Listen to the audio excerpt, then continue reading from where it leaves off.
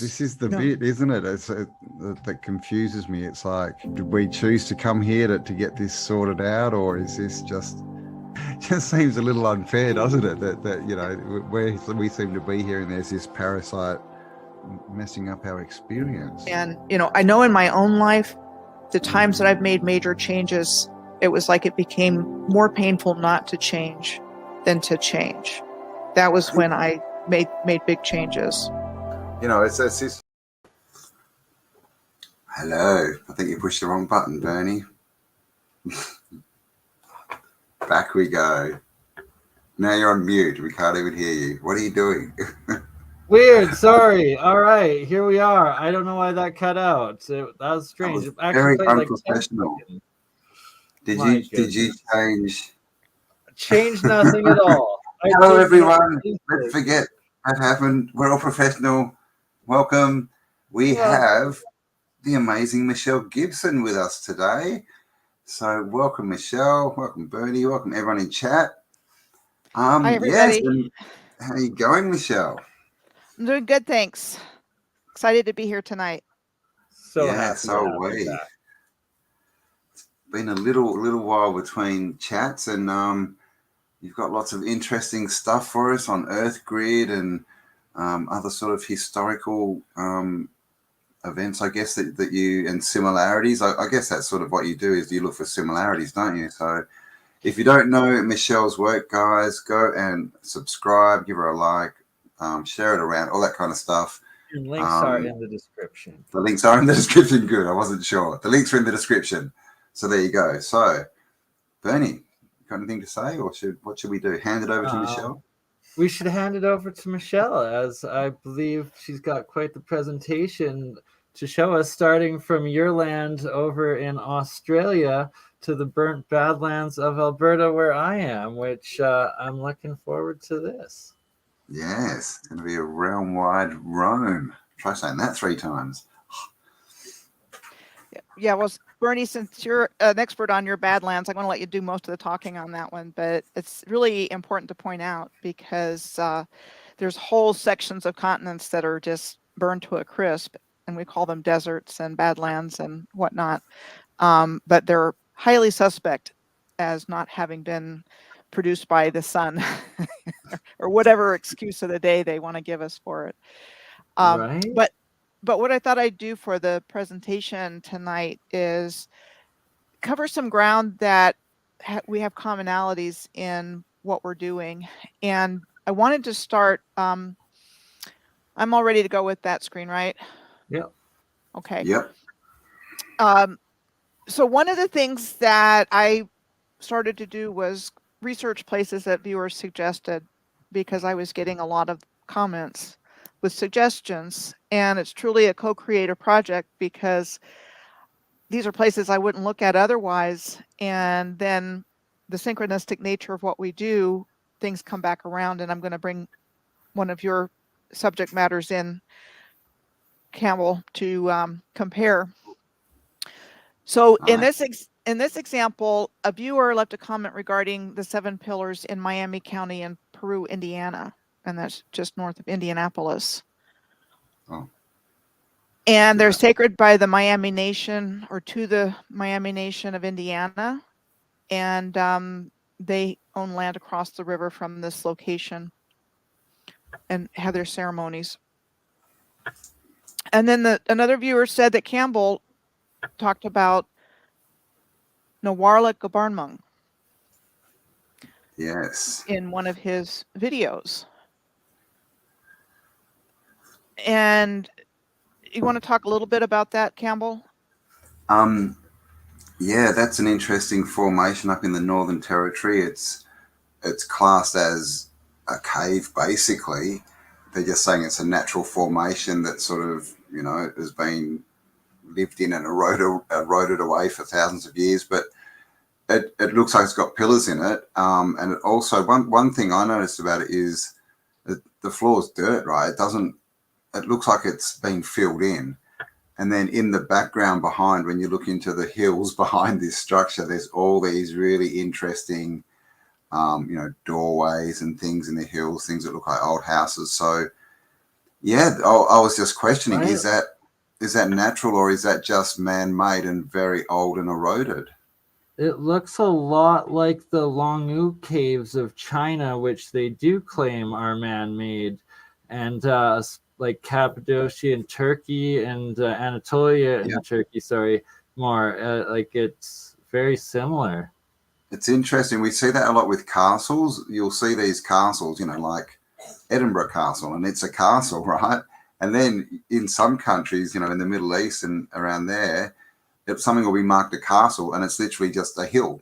This melted, there's no castle there that we know of. But with our eyes, we're like, oh, okay, that was a castle. So it's interesting how they do this naming thing. It's all what do we call it? Obfuscation.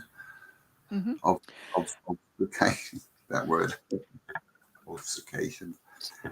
So in the course of this, I'm going to show another example in Turkey, but just wanted to point out that it's very similar. It is. And you've got, what looks like masonry up at the top. And then you've got actually very similar looking pillars. Some are skinny and some are thicker in both places. Yeah, that's a very good point for the geological claim of erosion. It doesn't really work too well. So that's the stock explanation for everything that we see is that it's natural and geological forces created it millions of years ago, or the ice age, advancing and retreating of glaciers caused it. But I've done a little bit of research into the origins of geology, and that's kind of like everything else. That's what they want us to believe. They don't want us to see infrastructure in front of us, or man-made infrastructure, because that just blows the narrative out of the water. And I know that there's some people that think these are like giants and things like that. And I know there's mud fossils. I understand that, but I don't see everything as a mud fossil. I think some things are, and I think there's a lot of terraformed infrastructure like this that are so old that we are conditioned to think that it's the result of natural forces, and in fact it was created. Yeah. 100%. They love their time, don't they? They love to push back time and give themselves, these millions of years. And it's like, well, anything can happen in a million years. Come on. And as far as, the melted, the titans, the trees, I think it's all of it. I think we're looking at multiple resets, and some things are older than others. I don't think you can say everything is definitely this. I think when you do that, you've just jumped into a box. So the way I kind of see it is like in the sense of like the Hopi legends and like the 5 different ages of the sun, and that it was like the largest fractal of a fractal of a fractal, where we're essentially getting smaller each time, and that even the scientists or whatever the official narrative, it's admitted that it was megafauna and giant just that last cycle ago before, and that whatever that era would be, that was one more cycle of man or the sun or the evolution or humanity, and that sort of potential, right? And that in between that, there was a size of us where mountains were our habitat and our built homes, and something extremely cataclysm must have happened. Right. And I kind of hold on to the idea from all of my research that there was a very long, continuous, advanced civilization from ancient times to relatively modern, that lasted a very, very long time. And then there was a massive reset. I also understand the idea of different worlds: first world, second world, third world, fourth world, fifth world. And one of the things that I believe is that Earth's history goes back way farther than what we're told, with intelligent, right? life, capable. There was a time of Dinotopia, essentially, where whatever these massive reptiles or dinosaurs, whatever that you want to call them, dragons, but humanity like lived with them one-on-one sort of thing, and that like we've been alongside many times over. Mm. You know, and the other point is that we've been misinformed and confused and gaslighted and, you know, taught incorrect information so we wouldn't know the truth for so long that, you know, it's only now, like with the internet and other resources, that we can start putting our different pieces of the puzzle together. Because I know I wouldn't be able to do, you know, 75% of my research without the internet. There's Mm. quite a bit that I did by going to places. You know, I have pictures from that, but, you know, with all the different places that I've looked at without the internet, I would not have been able to do that. So Mm. it's, you know, it brings things together, and then we can start sorting through everything. But there's more to this that I want to share. You know, so I talked about the different size pillars. You know, again, it looks like masonry. This is what it looks like inside Noir Barnung. Northern Territory, yeah. And then you have another interesting connection, because I started coming across people who identified as lost tribes of Israel all over the world. And I have found information on the internet that the Australian Aborigines identified as the tribe of Reuben. No, Really? that's Fascinating. wow. Okay. And then up here, it's hard to read, but it says evidence of miseducation. You know, they just kicked the original people of the earth back to the Stone Age and took credit for everything. Yeah. But what else is interesting is that the Seminole Indians in Florida also identify as the tribe of Reuben, and they're considered to be originally from Florida. Okay, so you've got the same colors here, right? Yeah. As the Nice. Aboriginal flag. Yeah, it's very similar. Wow, look at that. Have you seen much of Old World Old World Florida's Florida? work, Dr. Luongo? I've been talking to him a bit and telling him that I need to get you two together, so we'll have to make that happen at some point. In high demand, Michelle. Okay. We'll have to have the both of you back on here for the next AutoDidactic Alchemist. So the Seminoles, do you see them as Moors? Yeah, Washita Moors. I mean, they did a number on everything, so we wouldn't have a clue as to I'm what. just amazed at, like, how do they get so much done? Like, but yeah, I guess that's for future conversations. Yes, it's everything was fully developed and advanced, and they did something, and then they came in and they took everything over, and they had these wars, and, you know, killed a lot of people and said we did this, and that's what happened. But the original builders were the original peoples. So the Seminole Wars took place between 1816 and 1858. And then the Seminoles were also relocated out west, like the Cherokee, that, you know, the Trail of Tears, the best known, but there were several Trails of Tears. The Creek Indians, the Chickasaw, the Seminole, and the Choctaw. So they were forcibly removed to Oklahoma Territory and, you know, kicked off their lands, you know, ostensibly by treaty, but you know how that goes. Yeah, scam. And some Seminoles remained in different places. Okay, so their lands, I don't know if I might have it here.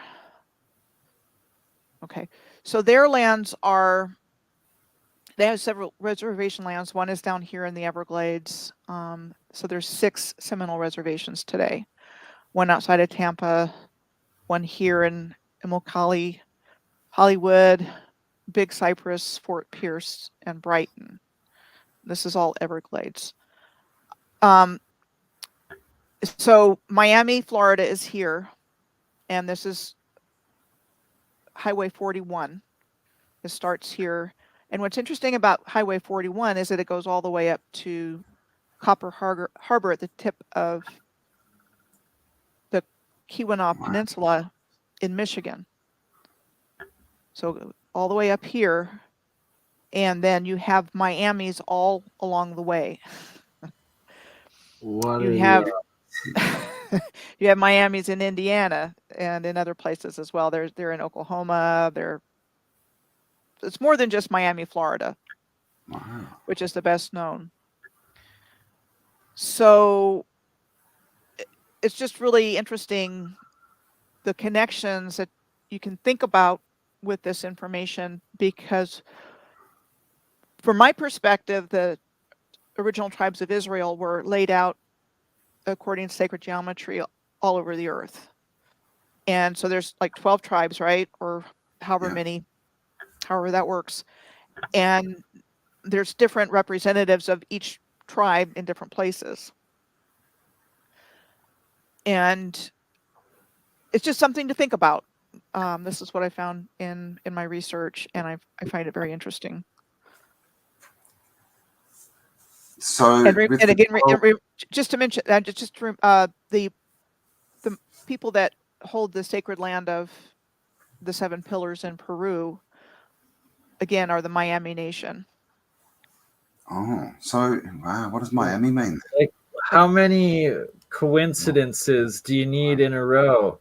And that you've also done like this study and found the Salem and how there's 7 Salems in a row as well. And like, why are there just And that was please actually a suggestion from somebody that's Much, talked yeah. about the 7 Salems, and then I started looking into it, and it was really interesting. Found a lot of information doing that.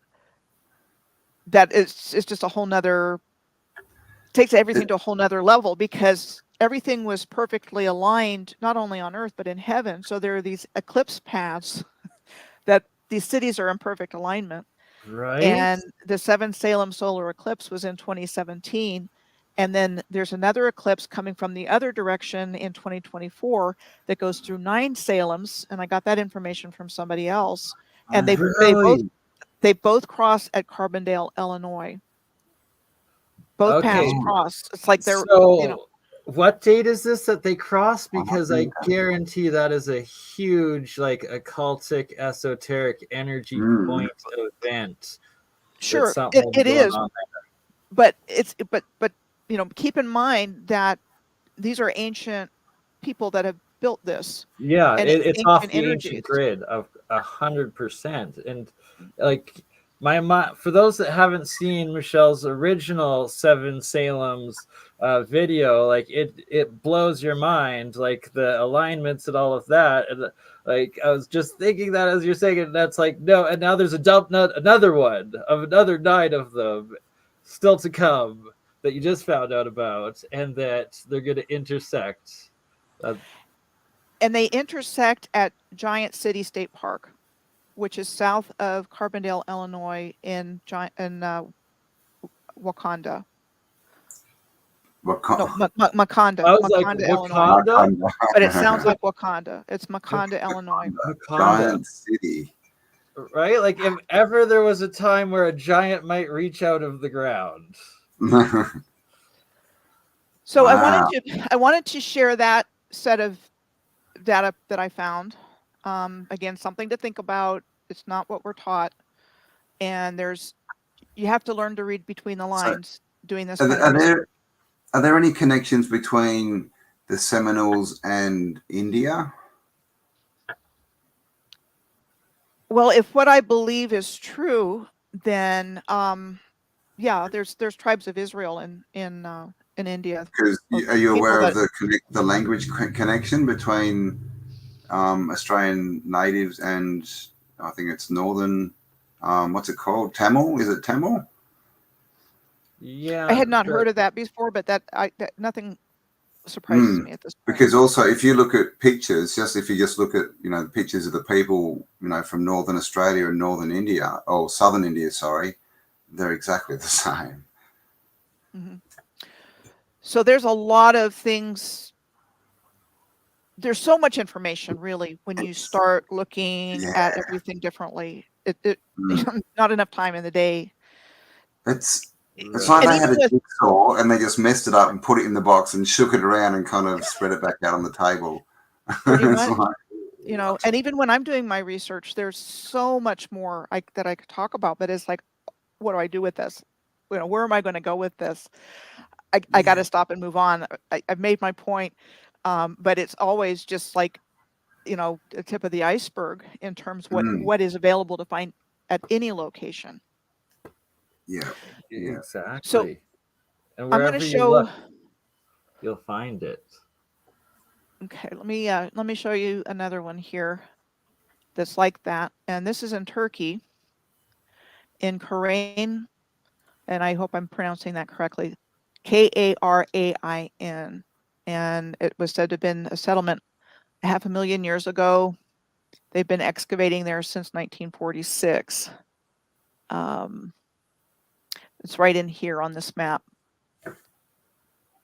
Okay, so what's interesting is that it looks like, guess what? Oh gosh. And they're excavating this one. And this particular one just happened to show up on my feed. I didn't know about it. I don't think anybody suggest. Somebody might have, but I think it just showed up on my AI feed. for you, right? The AI synchronicity. AI is helpful that way. Exactly. It can have some good, but that they're excavating this one, and so the story's going, I believe, that it's above water. So how did a river make this happen, or erosion make this one happen that seems to be identical to all the others? And this one, I think there is some water. So it's believed to go back 44,000 years as far as people living there. That's Nawar like a barn mine. So there's another picture of the site in Australia, and then again the one in Indiana, and then this is in Turkey. So there is some water there in the cave complex, and there's springs there. And then you have travertine there, which is a type of limestone, and you have these beautiful terraces in Pamukkale that are fairly well known. But again, they tell us that this is all natural, but look at how perfect that is. And so many that look identical to this around the world. It's like those are the ultimate, what are they called? Something pools, infinity pools. Like those are the perfectly engineered infinity pools, and they look identical at a good 50 different spots around the world. They're just So what do you think that is, Michelle? Like, well, personally, a building that's filled up, or so I see all of that as man-made infrastructure. Just something to do with mining, maybe? It looks like some kind of vats or something, doesn't it? Like, because it looks like they are made to hold. They're not like domes that have collapsed or anything, I don't think. Yeah, I just think there's a lot of things that there's more terraforming of the earth going on from the original people and ancient builders, that they knew how to do things that we can't even imagine. Yeah, and they used alchemy. They they knew how to work with the elements. They had technologies we can't even conceive of, and they were able to do this. Now, saying that, I am of the belief that there are different there are different types of mud fossils and things going on, and I do want to mention Chad Williams on Deeper Conversations with Chad, and he did 2 videos not too long ago. One was called Mother Earth, Ley Lines, Meridians, and Giant Trees, and then another one was called Mother Earth, Amusement Parks, Asylums, and the Old World. Ooh, and what was his name? And so he's got those 2 videos up, and I watched them, and I was astonished by the fact that we were finding the same things, even though we come from a different perspective.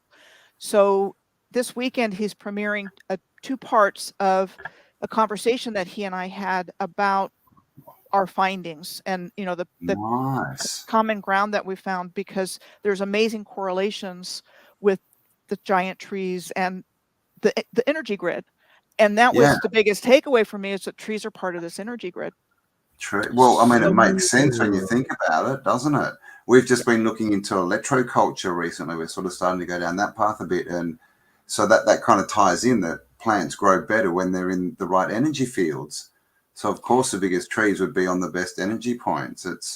But I was going to say before, the main problem we have is we're looking at technology we don't understand. We're looking through, our lens of technology is physical and electric and electronics and all this stuff, where they were looking at, you know, fields and natural energies and all this kind of stuff. So, well, we're getting there. We're slowly rediscovering.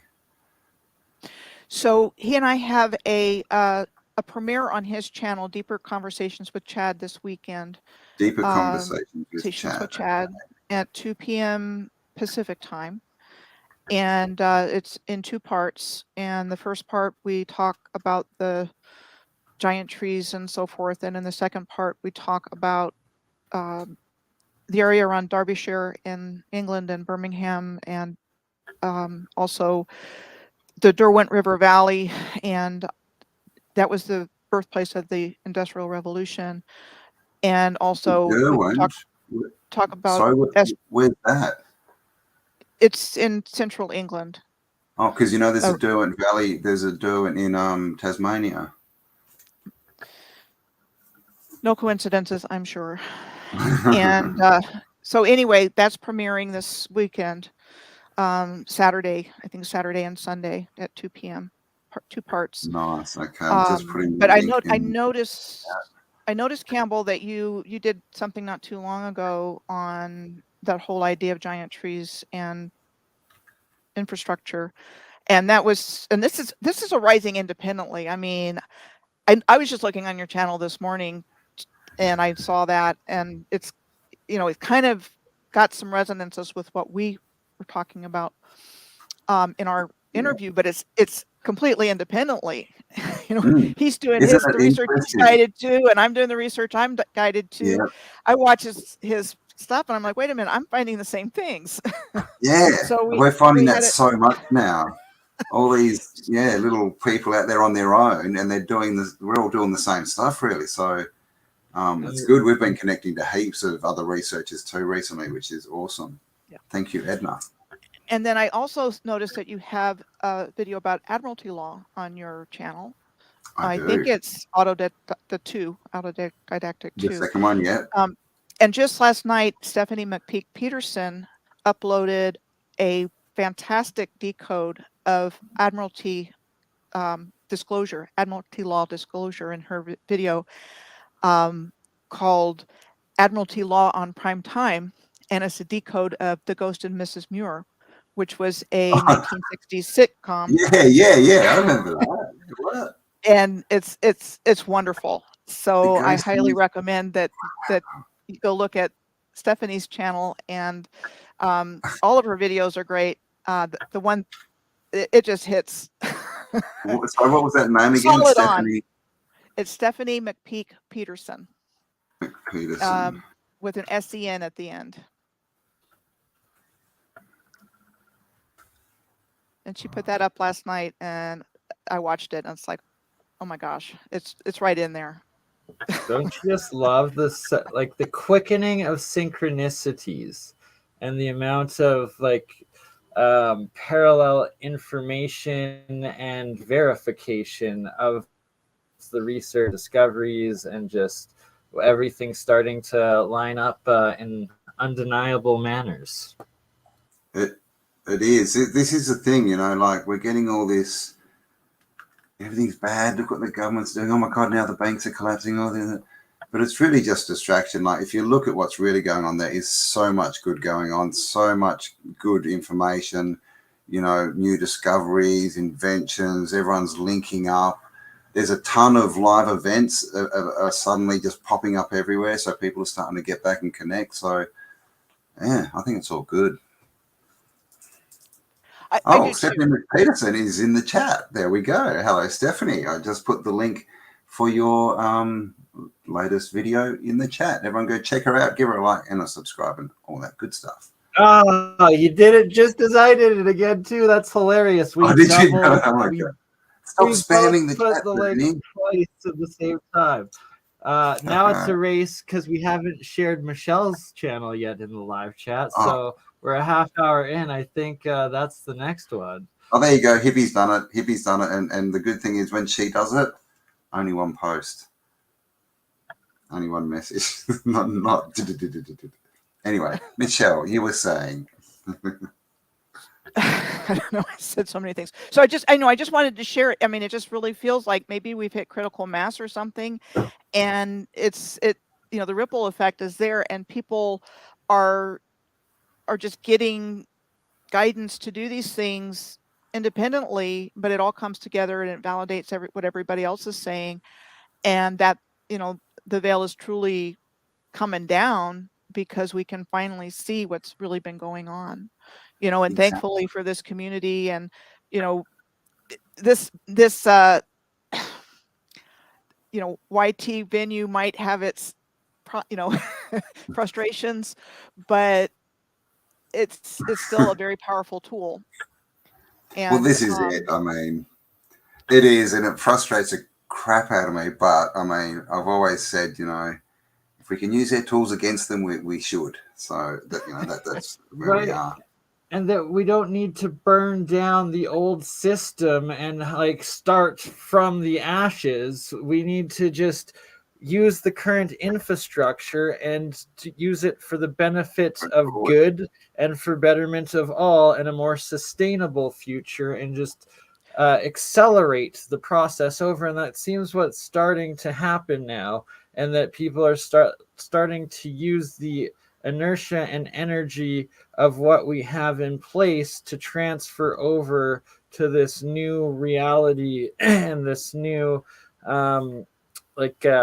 era, because it is a new age essentially that we're going into, and that it's accelerating and it's happening, and we're reaching, like you said, Michelle, this critical mass, that inflection point, that it's all coming together at once, and that I suspect that it might happen as like AI reaches sentient ships, that maybe also humanity hopefully will get this like 5D reality and evolution or upgrade. But we definitely don't want to drop back down to the Stone Age. And no, it's like all these communes, man.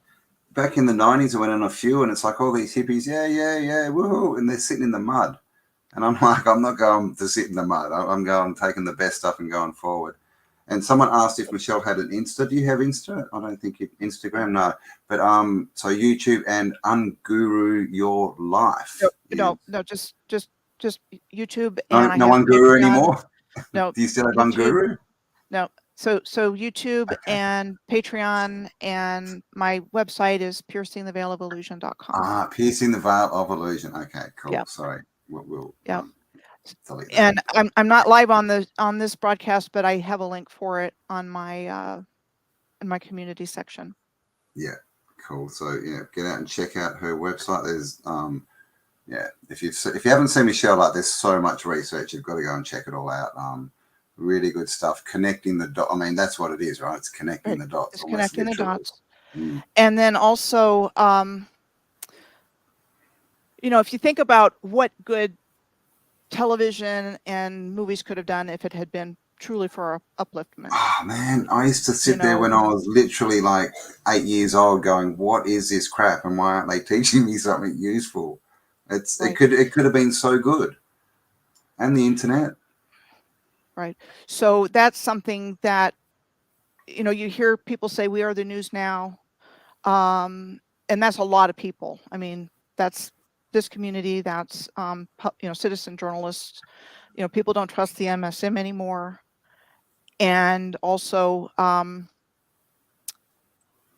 there was another aspect to that, which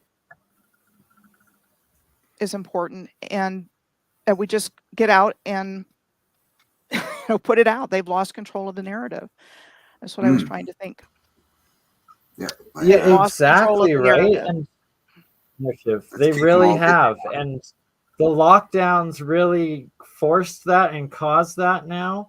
And now that everything's reopening, that we have to take back reality by force and acknowledge that the narrative has lost on all levels, and just accelerate pumping these different information and mediums out there. And that we do see, like, trending on all these other social media sites, a lot of it, and sadly half of it's mixed with AI footage, but the other half is real disclosure, but that it's trending like no other.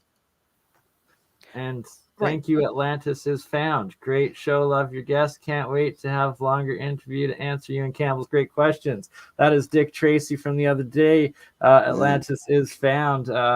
He also had some very interesting finds on Google Earth. Sorry, Michelle, please continue. No, I was just going to say that, you know, when the mainstream media just doubles down on the same old stuff, you know, and people can see past it now, and they can't stop. They can't stop what they're saying. They have to just keep pushing that agenda, and people are over that. They figured it out. To their detriment. Yeah, we were discussing it before we went live that they just can't help. They just keep pushing harder and harder, and people are like, don't do this, we're not interested, and so they push harder again, and it just wakes more people up. Exactly. So let me talk about there's a section of starports and lighthouses and so forth that I want to go through, but before we do that, I'm going to share my screen one more time, but I'm heading into BurnEye. You can share it as many times as you want or need. BurnEye is part of the world, and that's the Drumheller Badlands. And you mentioned BurnEye, the Cappadocia, and this place looks a lot like Cappadocia. Yes, it does, and I've walked through those several times, and I'm going to be going back there again, boots on the ground, the spring and summer a few times. Oh my God, huge support, Red Cap. Oh my God, Red. Take my money before the banks lose it.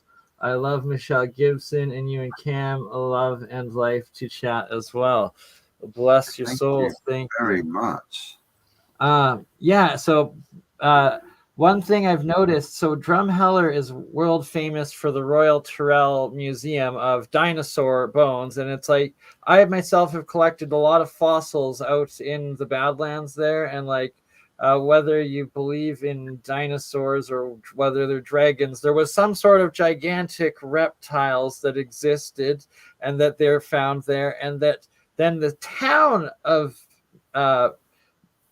Drumheller itself, every backyard has these what look like giant mounds that seem to all be coordinately aligned, and these flat tops, and identical to the pyramid mounds of the Midwest US everywhere. So I'm going to be taking the drone out to get some better footage of that, trying to find that. And then I know I've told this story a few times, but I swear on my life, I experienced a petrodactyl or pterodactyl or some sort of thunderbird thing that flew over at 3:30 in the morning when I was outside having a cigarette in my friend's backyard that lives in Drumheller in the valley, and that I had my laser pointer on me at the time, and I like beamed it, and it was like at least 1,000 feet up, yet it blocked out the moon temporarily, and you could hear it like almost like a fighter jet. And like when how fast it was going, and when I got it with the laser, it dipped down in a way, and like once again, I thought of it, and the hair on your back goes up because it's like your prey, that moment of prey, and it's lucky you're not an elephant, man. Those birds used to carry elephants away. Right? Like it was something giant that flew over in the middle of the night, and I got the instinct that I was being hunted, and like ask Amber the next time you see her like about that night, and like her own words, what the state she saw me in after. You're gonna have to do a BurnEye like creepy story, I think, on that. They're very interesting pillars, like because some of them look like they got remnants of a roof, right? Sort of on the top. So these are called hoodoos, HOODOOS. Hoodoos in Alberta and fairy chimneys in Cappadocia, correct? Okay, so let's look at Cappadocia or whatever, Cappadocia, and you find the same kind of, little different, but same idea. And I kind of think those are like early antenna or some kind of melted infrastructure or something. Yeah. But the resetters like to give them cutesy kind of names. So, Yeah, we know, can imagine. Some of them nature did also.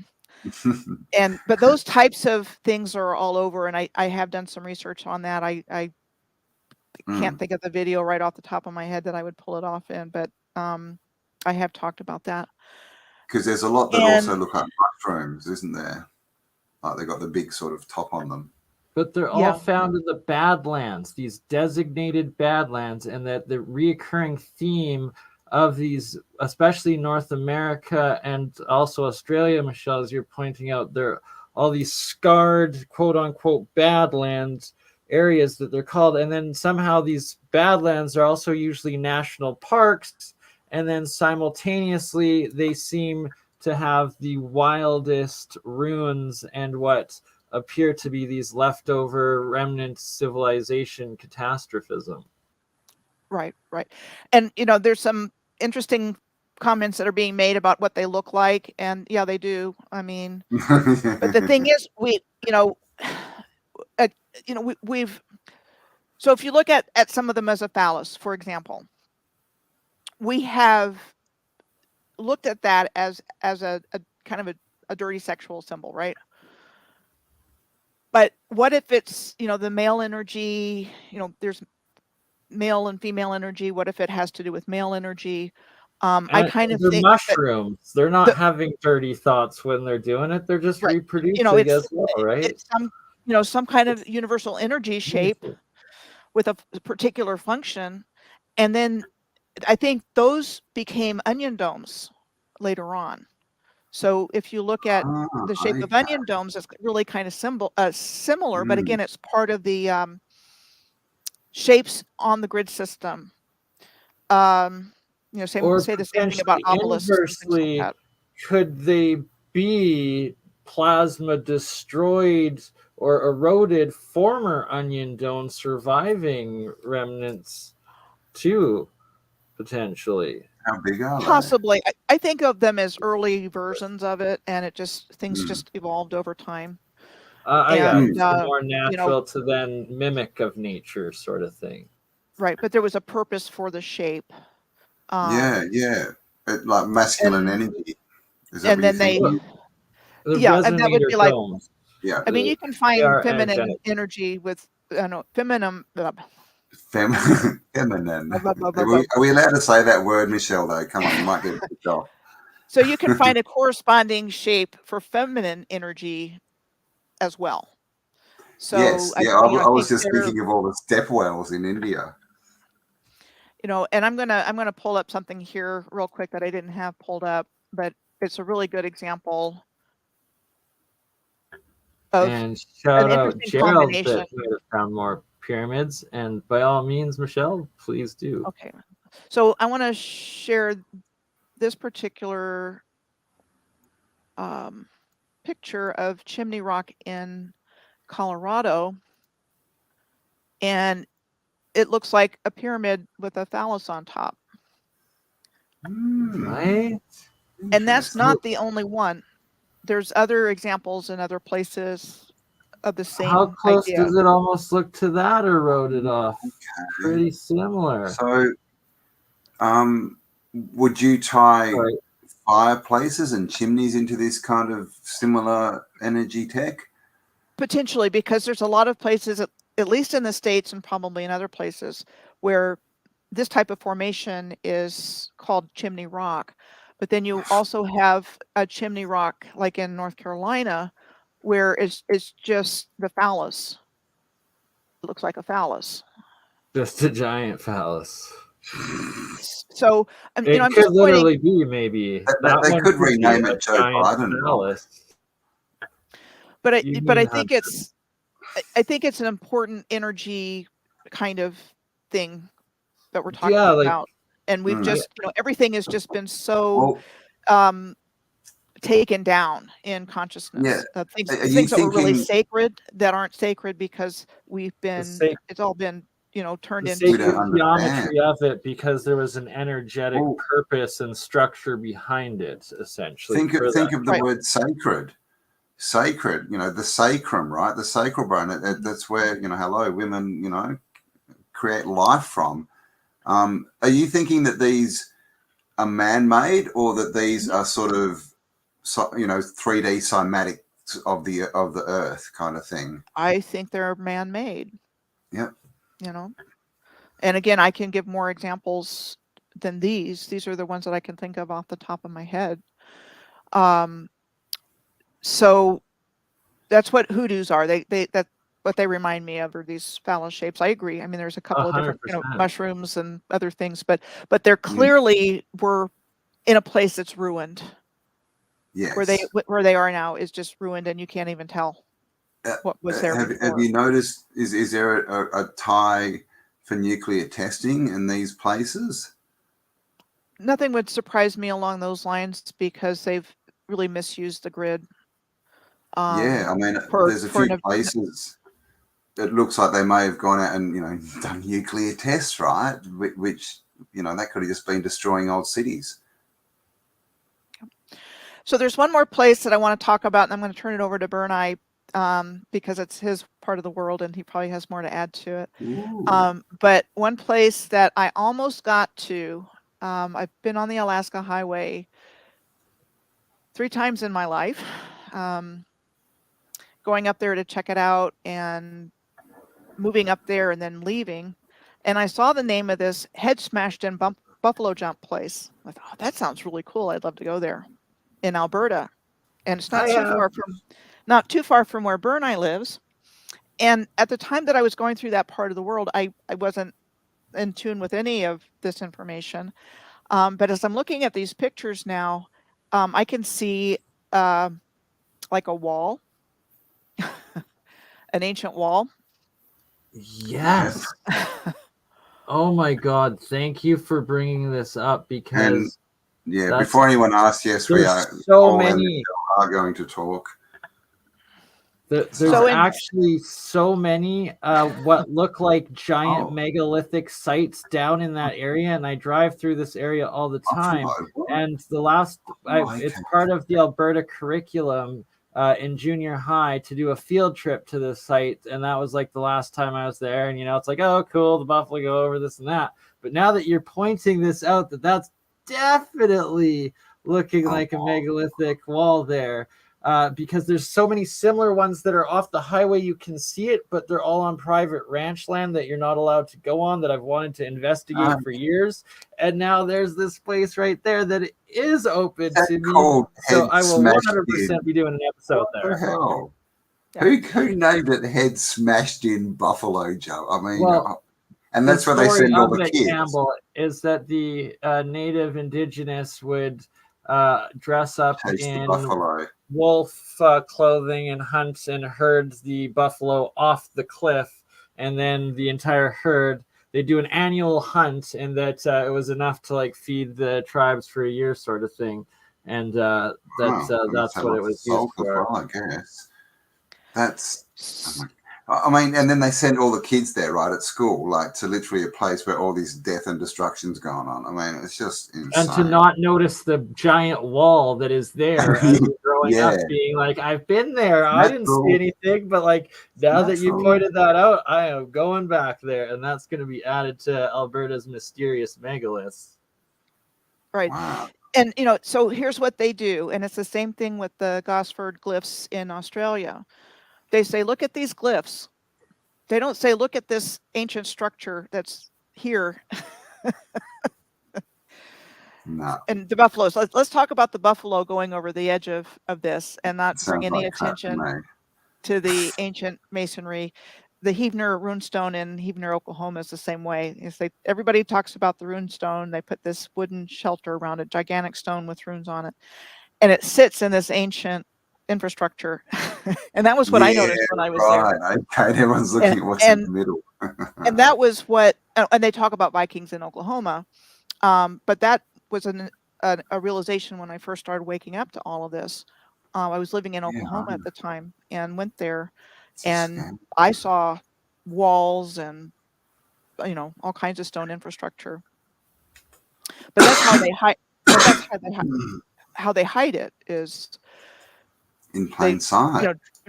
draw your attention to something else, Yeah. and they want the narrative to support what they're telling us about these ancient hunter-gatherers and all this other stuff. Yeah, well, it's almost, if you don't put conscious attention on it, your subconscious sort of fills the story in with the narrative, right, with what you've been told. And you just go, oh, yeah, cool. Clearly, that must be a natural geological rock formation. Cool. Created over millions of years. So that's their favorite mode of cover-up of the history. I mean, how are they going to hide this civilization in plain sight? Well, they managed to do it. But again, now that we've got other sources of information, we can start tearing that narrative apart, which is what my work has turned into. Yes, I mean, it's kind of what all of our work is turns into sooner or later. You start off with buildings or forts or a bit of weird history, and then you suddenly everything just collapses, and you realize everything is just a charade, right? It's just all a narrative. Right. Well, it looks like Bernie's on the phone. I'm about ready to turn it over to him to talk about Bernie. All right, Badlands, so the Buffalo Jump. Just your opinion, obviously, but what do you think happened? Like you sort of mentioned before that you think it's a continuous civilization, high frequency, whatever we want to say, and something like I'm of the opinion that we've already been invaded. Like, what's your opinion? Colonization, for sure. I mean, I think there was a deliberately caused cataclysm, and that the controllers were shovel ready to start digging enough infrastructure out to restart civilization. They took control of all the resources and everything else, the educational system. They've had this plan, the New World Order plan, for a long time, and they've just been implementing their evil plans that are anti-human. Well, and this is the biggest thing for me, and this is what I sort of noticed, many moons ago, is they're not us, and it doesn't really matter what kind of label you want to put on it. The fact of the matter is they're not us. They don't act like us. They don't have our ethics. They don't want the same out of life, and they definitely don't like us. No, they don't. Yeah, they need us, but they hate us. Yeah. And that's what the whole definitely transhumanism thing is about, is turning us into cyborgs and harvesting our energy and taking our souls so they can live forever and we can live forever in misery. Yeah, exactly right. Because they're literally parasites. We have the same power. We take the power back. We do not surrender it. We have a lot more power, Bernie, than them. Their only power is, as a parasite, is to suck other people's power, where we can create our own. Right. So when you start to wake up to that, and that seems to be what's happening more and more, is it's just becoming more obvious that something's really wrong. It's becoming more comical by the day. I mean, come on, what's going on out there? Or disturbing by the day. Yeah, exactly right. It's waking people up, but that's what Armageddon is, right? Lifting the veil. And how do you wake people up and lift the veil? You show them, put it in their face, what's going on, and that's exactly what's happening. Another word is apocalypse. Apocalypse. I think that's the word I was actually meant to say. What did I say? Armageddon. Yeah, starts with an A. Apocalypse. Yes, definitely apocalypse. Yeah. All right, so, Bernie. What do you have to say, Bernie? Apocalypse. Yeah.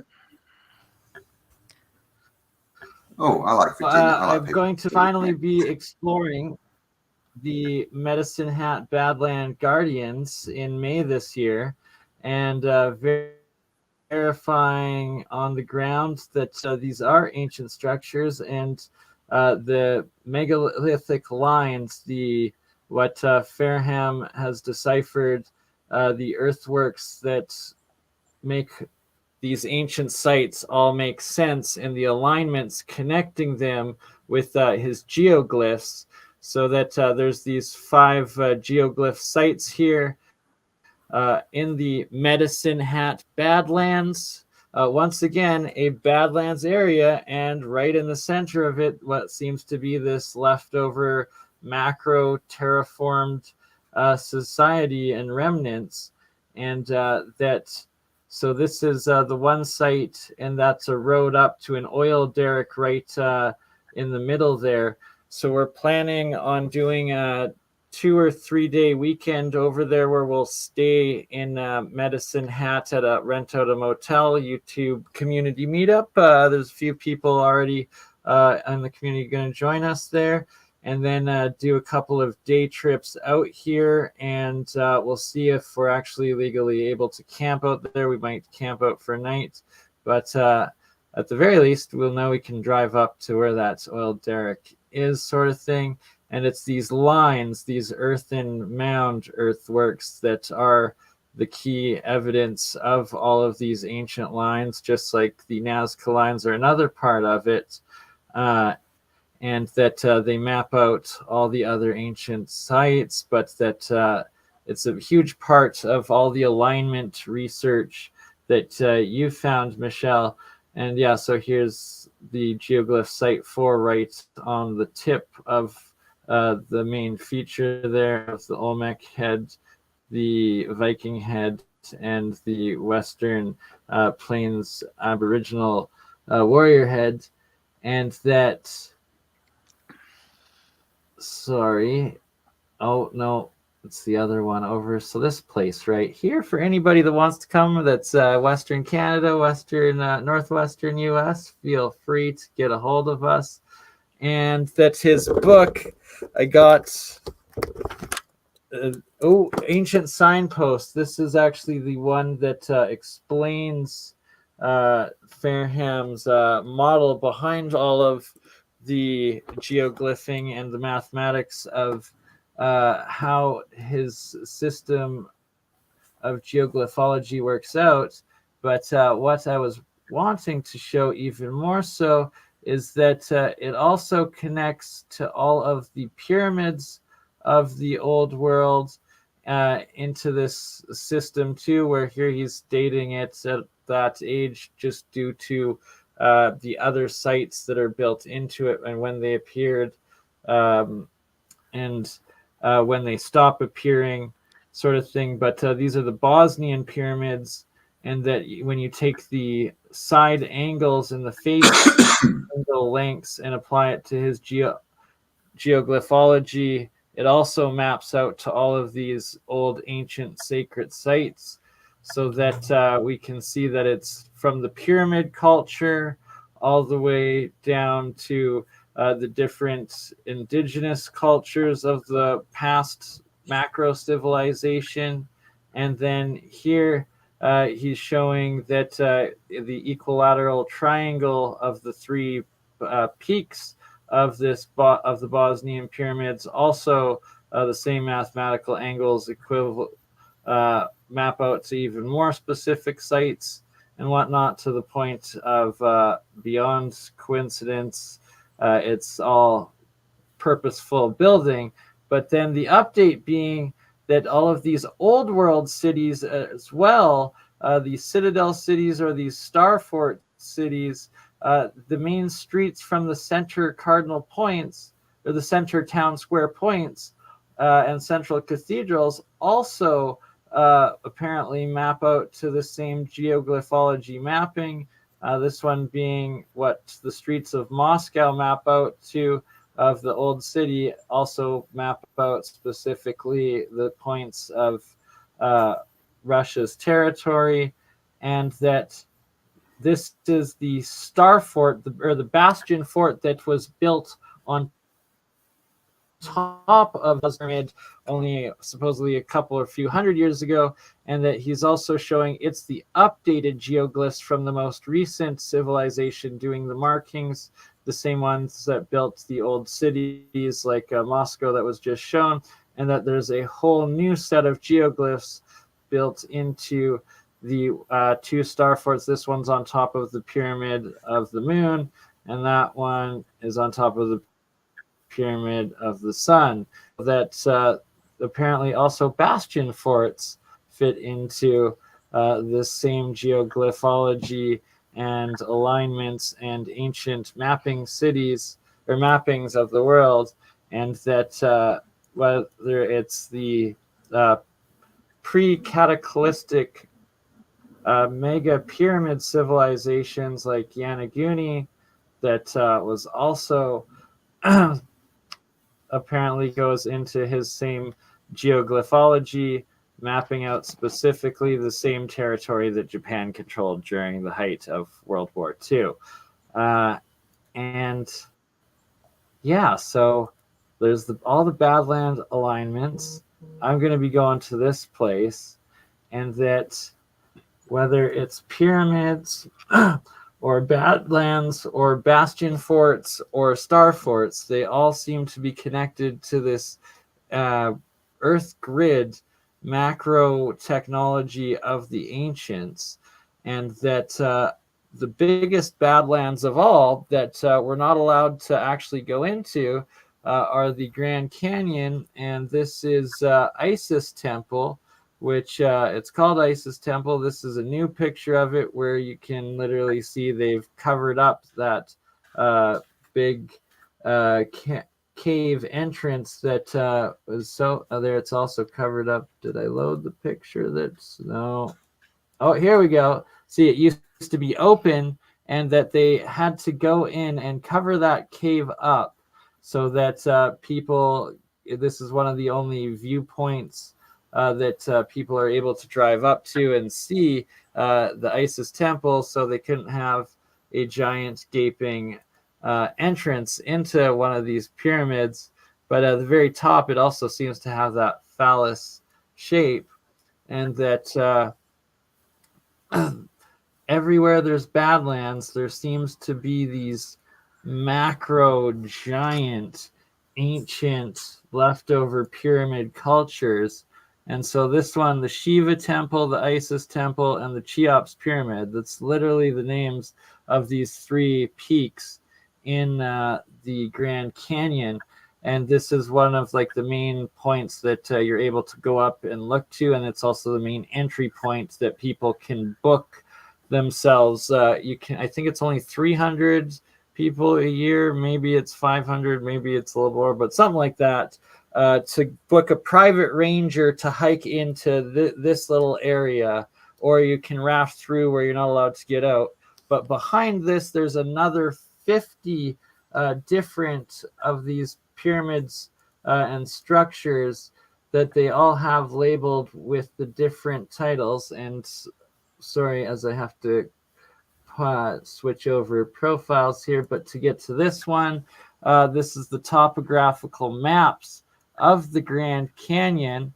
And as you can see, the peaks of each of these pyramids or the structures, like the Isis Pyramid, which one is Isis Pyramid there? Which star? Sorry, I can't see it of great size. But Horus Temple, Tower of Ra, Osiris Temple. So Tower of Set is Betelgeuse. Isis Temple is Bellatrix. Cheops Pyramid is Mintica. Summer Butte is Rigel. Self O'Neill Butte. So each star in the entire Orion constellation and sky perfectly aligns to the peak of one of these leftover remnant pyramid or temple structures that all have these sacred names to them. And that it's like you have Horus Temple, Isis Temple, Tower of Set, Cheops Pyramid. There's also Temple of Jupiter, Temple of Apollo, the Ottoman Amphitheater, and Solomon's Temple as well as Shiva Temple, and I believe Buddha Pyramid, all within this area. And how can it possibly be that these Badlands just all have such massive alignments everywhere? And sorry, and it's also was that was Grand Canyon. Now you're back in Canada. The Grand Canyon is at the tip of that massive, I guess it's a bastion, right? The Dutch synthers found. Yes. It's like half of the USA or something. It's like the whole west coast. But that's at the base of it, yeah. And I know of another Orion in Arizona, at least one. Yes, right. The larger one out of it too, that connects all of the cities and stuff. Gary David has done work. If you look up the Orion Zone, I kind of live in the middle of it here in Arizona. So there's there's those two, and then there's all kinds of observatories here, including the Vatican Observatory in Arizona, but there's a number of them. And I don't get to places out of where I live very often, but there's a lot of dark sky communities, and if you get away from town, I mean, the night sky is just dazzling, bright, beautiful. I could, right? I just don't get it out at night Get often enough, right? I'll be right back, guys. If you want to have a look at, I've got all Google Earth set up, but I'll be back in a few minutes. Okay, so this right here is another one where they're showing the Butte Fault, or what they're calling a Butte Fault, and it's white limestone, and then right behind it is this other red, they call it Sepoy group, but red sandstone. And what it really looks like is it's two giant ancient walls that used to be damming up the water behind it. And that what I suspect is that all of these peaks, everything that was in, you're seeing the water line of where the dams and docks would have been, and that this would have been a giant Lake Star Citadel city floating in amongst a massive inner sea or inner freshwater lake that they would have created out of it all, and now it's just desolate. And then, of course, the stories that there's civilization and caves and cities all throughout those areas. It's just so fascinating that they're all also named such things as Solomon's Temple. Mm-hmm.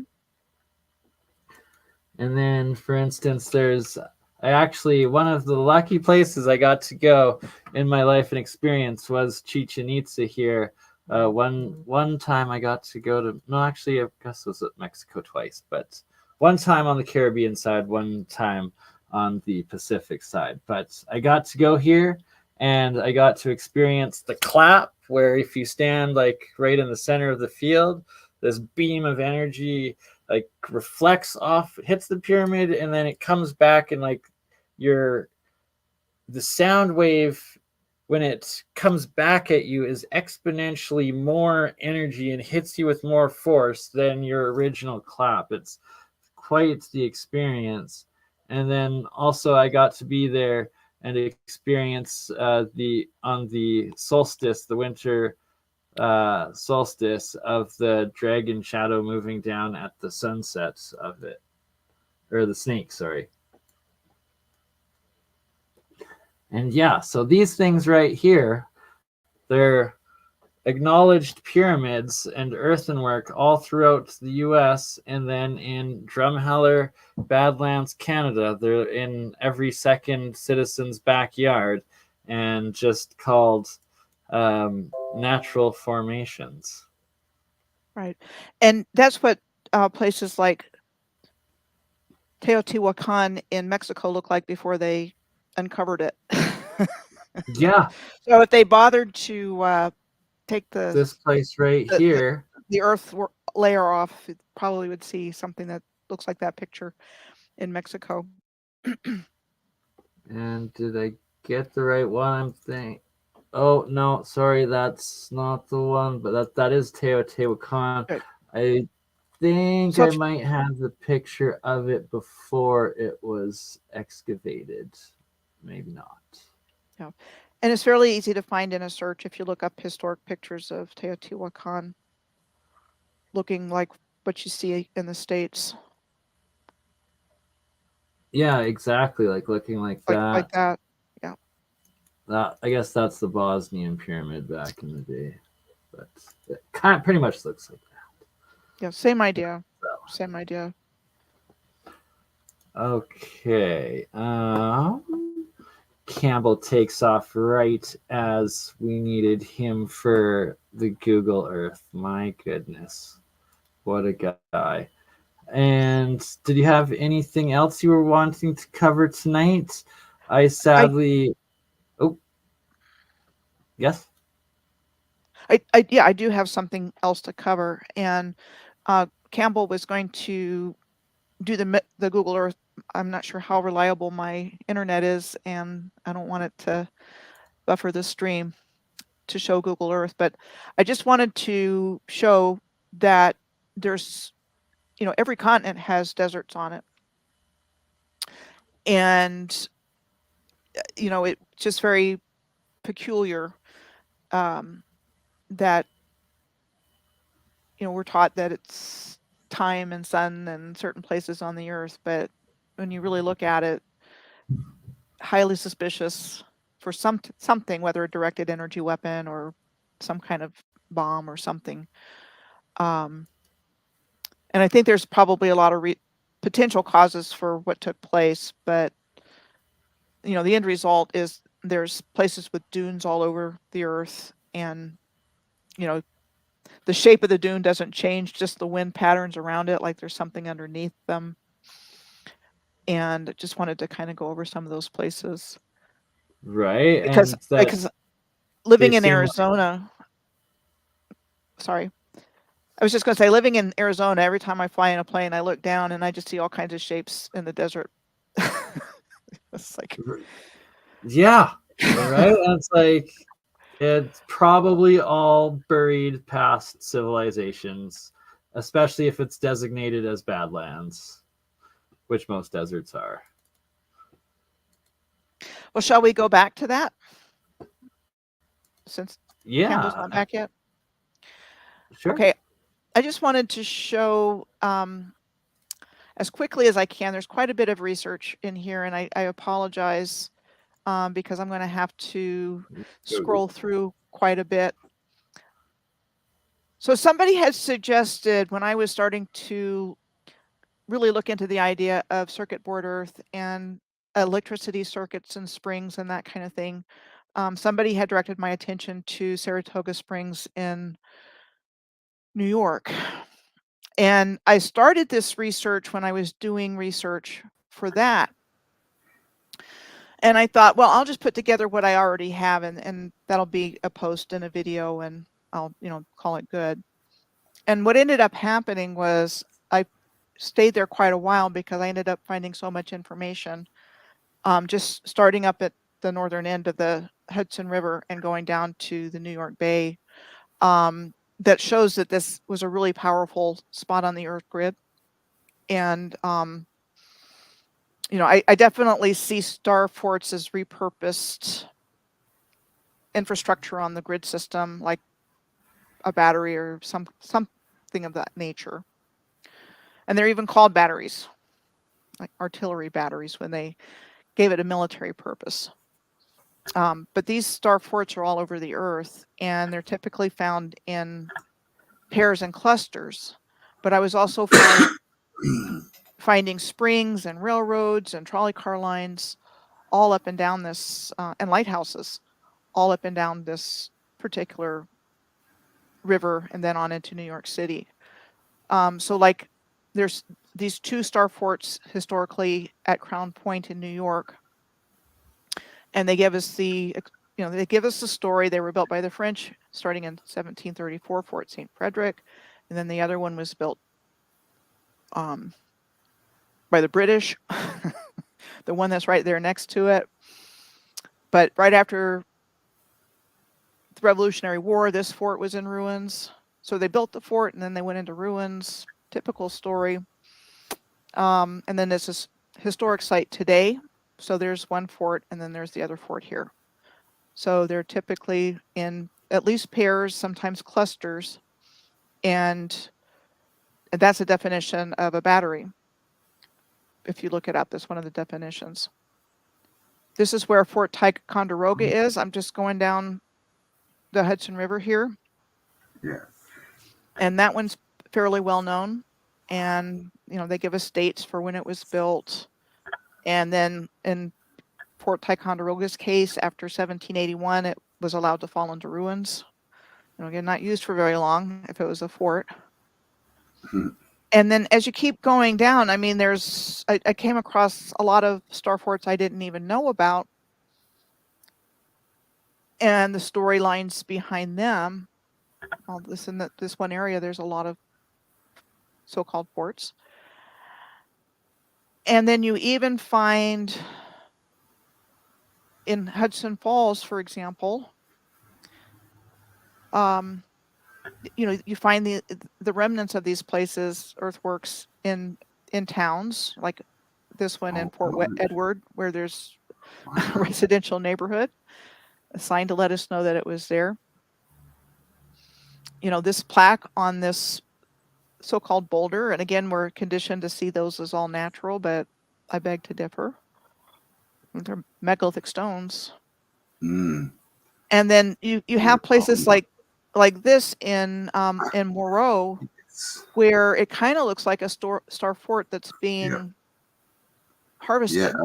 Yeah, that bottom where the arrow is, that looks exactly like a bastion or a cavalier, isn't it? We see a lot of that looks like they're mining them. Right. And there's at least one other example, maybe more as I go through this. And I'm just going to go through it quickly because the whole thing is pretty long, but I want to make some points. So that this town, these two towns of Moreau and Hudson Falls are supposed to have been connected by this bridge that was built in 1906 by the Union Paper and Bag Company, since the company had plants in both places. 15 arch spans, roadway, sidewalk, and standard gauge railway going across this bridge that was built in 1906 by the Union Paper and Bag Company. And that it was closed to traffic in 1989 because it was structurally deficient. Oh, looks like it's pretty good condition to me. And like you pointed out, there's always these supposed quarries, right, where the positions of the ancient star fort batteries and alignments are where they should be are. Well, the best bit is, we built that bridge, before power tools, all this kind of stuff, but we don't know how to repair it. Right. And then they demolished these things. A lot of this original infrastructure got torn down to be replaced by something substantially less high quality. Energetically compliant. So this is interesting. This sign for Fort Miller. Fort Miller, built by Colonel Miller. Wow, one person. In July of 1755. It's always one person, isn't it?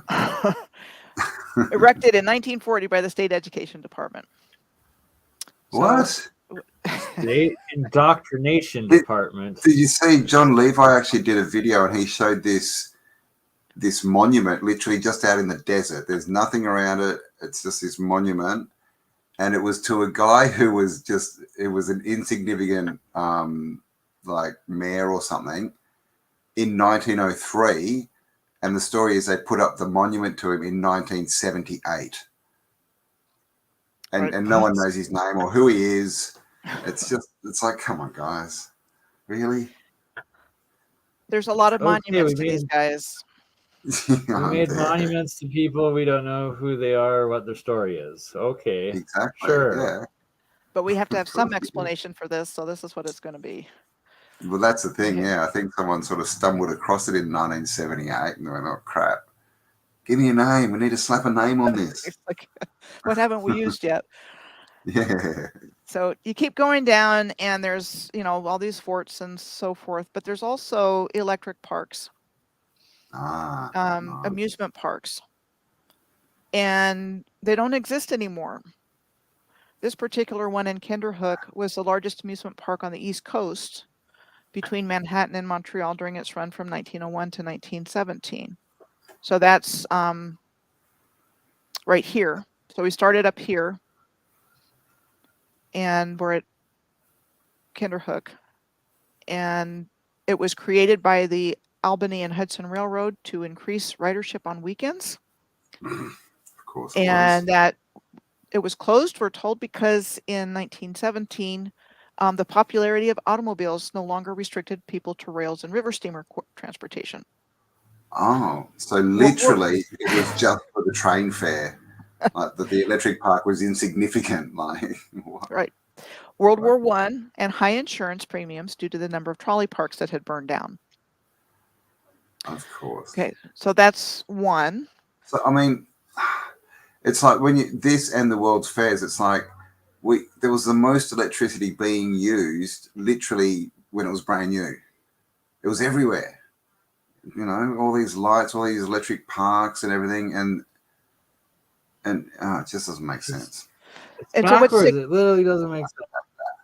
So what's significant is that these trolley parks were terminals of streetcar lines. Yes.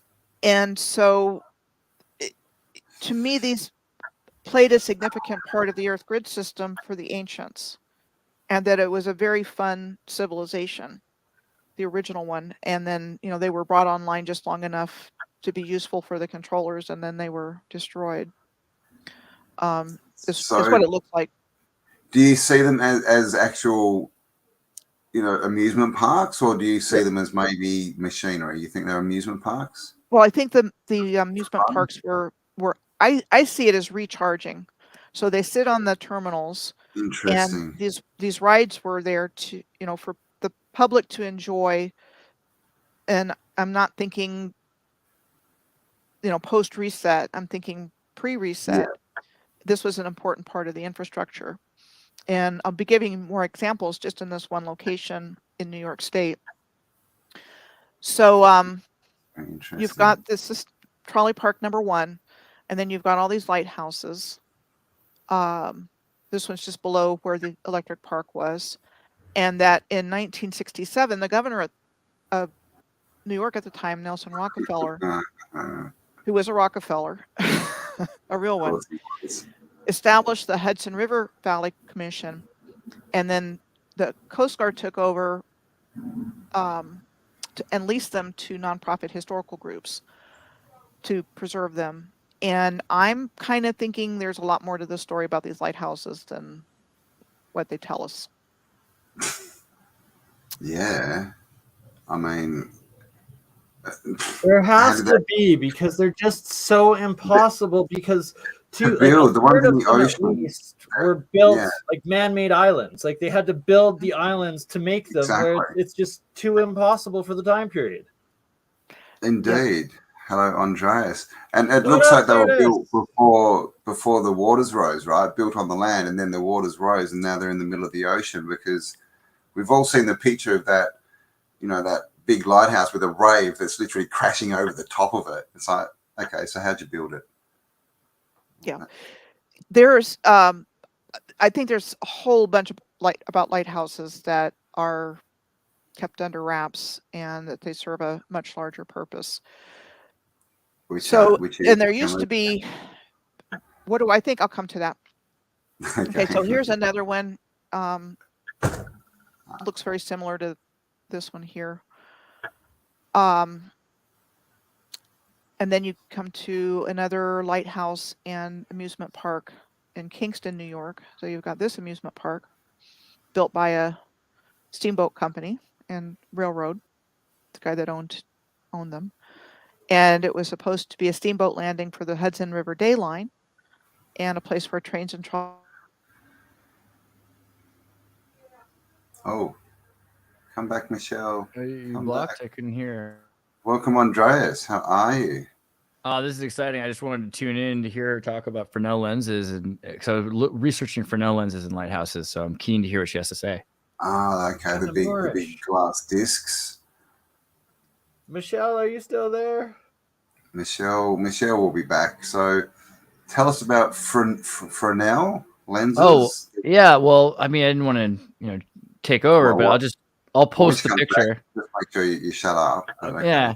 But looking at Fresnel lenses and lighthouses is interesting in and of itself, because these are these crazy, amazing pieces of glass that they actually chisel and they design in order to produce more light than would possibly be seen otherwise. And when you look at photophones, the idea of actually using a Fresnel lens for photophonic technology for communication, you can send an entire conversation through light because you can actually look at the disturbances of the waves, and you could send that much further. And this was invented actually 20 years before the telegram. Bell had patented the photophone 20 years before he patented the regular phone technology, the telegram technology. These can literally be communication towers, just sending a message tower to tower. Right. And when you think of Lord of the Rings, with the Lord of the Rings, there's that scene where they light the tower, or even in Mulan, right? They light the tower and someone sees the light and they light the other tower. And it's relay. Yeah. So these communication systems, and also they're on the coast. So I think of the giant whales again and the idea of communication. But are they whales or are they just giants? Come on. Right? Exactly. Vapor canopy. But just look how beautiful these pieces are. Look at the glass. I know. And what we're told, this is hand chiseled. Yeah, this is amazing stuff that's being done by, I mean, the hundreds of years that went into becoming glass carvers. I mean, are they smooth or are they like indented like a record? They're smooth, but they're polished smooth so that the light can refract. So there's also a reflection that happens on one angle. Reflection and refraction. It's nutty physics. It's really nutty. I mean, imagine, because the way you also had to do this was you'd have to get a math book out, and you'd have to get one of the Masonic compasses, and you have to draw all of the angles, and you'd have to measure how light refracts off each angle, and you'd have to have that in your book, and you'd have to build all of the sheets around that. So it's crazy the amount of geometry that goes into this. And you have to remember, you're also using a pretty dull light source at the time. So to make that light source thousands of times brighter, while also you lose an f-stop by every time the light shines through the glass, some of the glass absorbs some of the light. So to be able to reflect that much light to output more light is almost like a free energy problem. You're right. Indeed. Oh dear, we have lost Michelle. Oh, we got her back. She's back. So where was I? Where was I when you lost me? Right beginning on Fresnel lenses and the good old lighthouses and your theories about them. Yeah. Lighthouses. So you just showed that's the one you want. Okay. One of the the house thing. Okay, so let me go back a little bit because and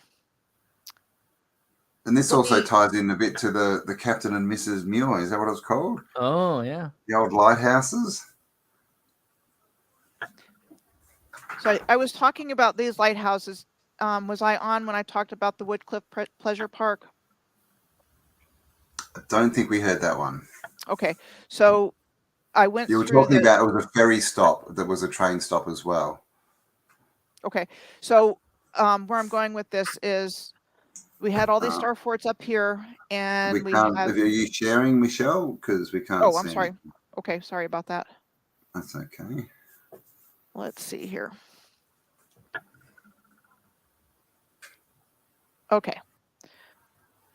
So I showed the lighthouses up here, Kingston Amusement Park, Kingston, New York. So there's right in a series here, there were 3 historical amusement parks, trolley parks, that didn't last very long. And then we come to one in Poughkeepsie, and it's the same story. It was permanently closed in 1941. And then there was one in Orange Lake, which is just below Poughkeepsie. And, we're told it was a place where people could enjoy fishing, boating, swimming, walking. The trolley line came in 1886, increased the popularity of the park. And that it was developed by the president of a particular steamship company and trolley company. All kinds of amusements, roller skating rink, snack bars, Midway, Ferris wheel. And that it was forced to close for a couple of years during the Great Depression, but it was eventually dismantled in 1941 and turned into a residential community with nothing of the amusement park remaining. Typical story. And this is where I realized I wasn't with you anymore. So we've come to West Point on the Hudson River, where the military academy is. And there's 3 forts here. And what's interesting here is this is where the turn was located. And in our history, we're told that there was a 75-ton great chain constructed with the reason of preventing British naval vessels from sailing upriver during the Revolutionary War between 1776 and 1778. So they constructed a 75-ton chain during the American Revolutionary War, is what we're told. Okay. But to me, I think that was just a story to explain the existence of a rather large chain like that. It's Old World Florida's done a lot of work on that. There's these big stone anchors down in Florida, so I'm just wondering if there's any connection there. And I found another chain during the Revolution or during the Civil War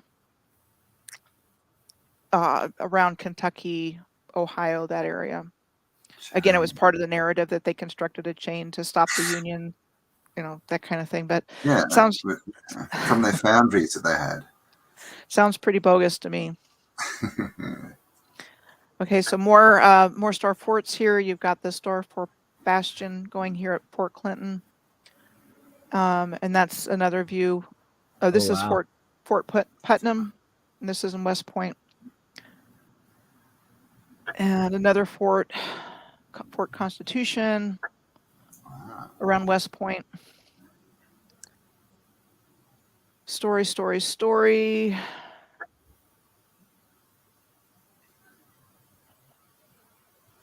Okay, here's another park on the Hudson. This one has a merry-go-round, and those guys are kind of suspect too. Yeah.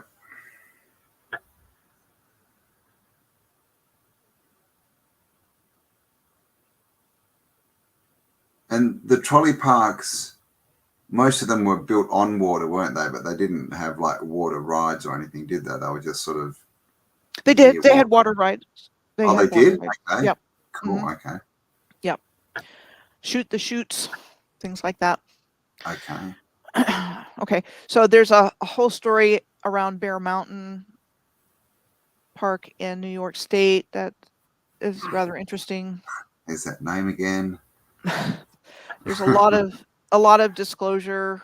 The who was behind it. Harriman, which big in the finance world. American financier Edward Henry Harriman, J.P. Morgan, Rockefeller, Roosevelt. I mean, they all had their fingers in this place. Railroad. Okay, so I'm just looking through here, and again, I apologize. There's a lot of information in here, and I don't want to dally. Okay, so the Croton Reservoir is this ancient-looking reservoir in New York State. You can find the same things in Europe, and then you've got this beautiful bridge here in this area. This Indian Point Park became a nuclear power plant, so we're told while it operated. So that's this one here, Indian Point. It was an amusement park, and they turned it into a nuclear power plant. Right. Interesting, isn't it? That's very interesting. Raises my eyebrows. Indeed. What did they find when they knocked it over, right? Okay, so this is another place that is right across the river from the nuclear power plant that's been closed. It was permanently closed in 2021. Are you there? Yep, we're still here. Okay. So right across the river, it looks like another one of those harvested star forts here. So this is where the power plant was, and this is where that looks like it used to be a star fort. Okay. So there's a lighthouse I want to show you here at Stony Point, where there was supposed to have been a battle during the American Revolutionary War. So you have this nice big gate here made out of stones. Looks rather fancy. And you've got these big rocks that the reenactors are battling around. And that this place is said to have the oldest lighthouse on the Hudson River, built in 1826. But what's really interesting about this lighthouse is look at it. Looks like there's a lot more of it underneath the ground. Oh wow! Right? Yeah, Like, look at how buried that is. That's insane. That's like at least 2/3 got to be underground. At least. It's like the on Easter Islands there, the my same amount, like proportion almost buried.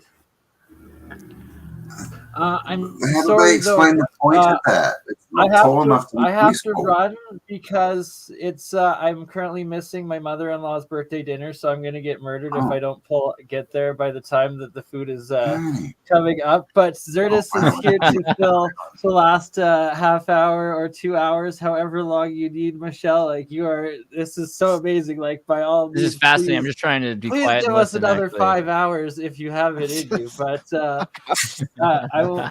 I'll tune in a bit from my phone while being safe while driving because I do not want to miss any of this. And I will see you again on Saturday, March 25th at noon with Paul Cook as well. Exciting. Confirmed, correct? All right. We'll see you. Thank you so much. Enjoy the dinner. I'm already in trouble. They've been there for an hour. Godspeed, Bernie. I couldn't miss this. This is like that scene in Mrs. Doubtfire, but you're not in a dress, so it could be better, it could be worse. Anyway, good luck. Good luck.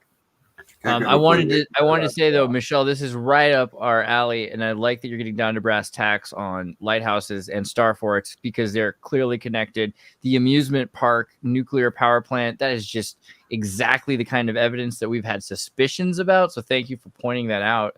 And just everywhere we go, when we look at these star forts, we're finding these amazing, both the lock and key pattern and the lighthouses. The lighthouses emerge everywhere. And I'm wondering, I guess I don't want to interrupt you because you're probably about to tell us what you think they're for beyond light, but keep going. I want to show you this area.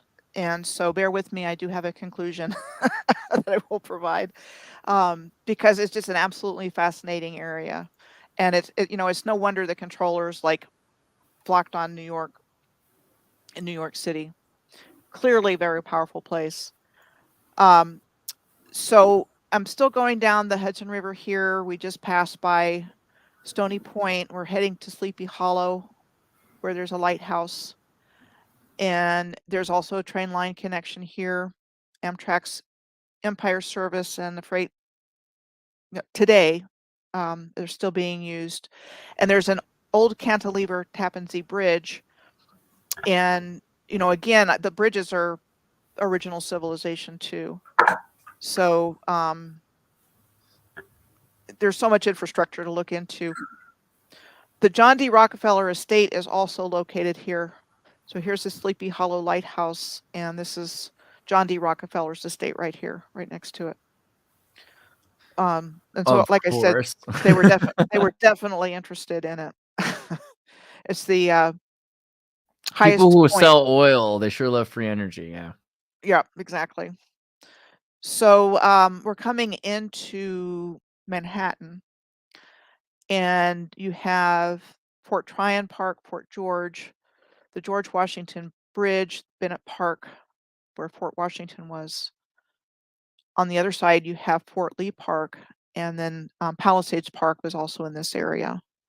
So that's another famous trolley park. And I go through and show these different locations and the connections with the railroad to this day, because that's all part of it.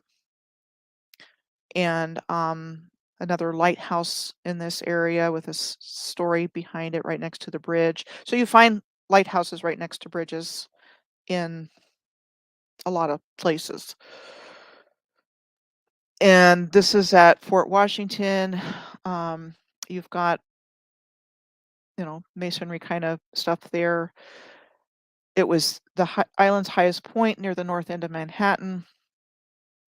Here, this in this stone. Right. And then this was a historical diagram of Fort Washington. And this is where, we're kind of getting into where the historical narrative is just like full of it. Well, I mean, they kind of tell you, right? They say they tore down the wall, and that's Wall Street. So, I mean, they're getting there. So Fort Washington on the Manhattan side of the Hudson was said to have been constructed to prevent the British from going upriver, starting in June of 1776 by Pennsylvania battalions of the Continental Army for George Washington. So they're building on this side, and they also built Fort Lee during that same time. At the same time, concurrently built.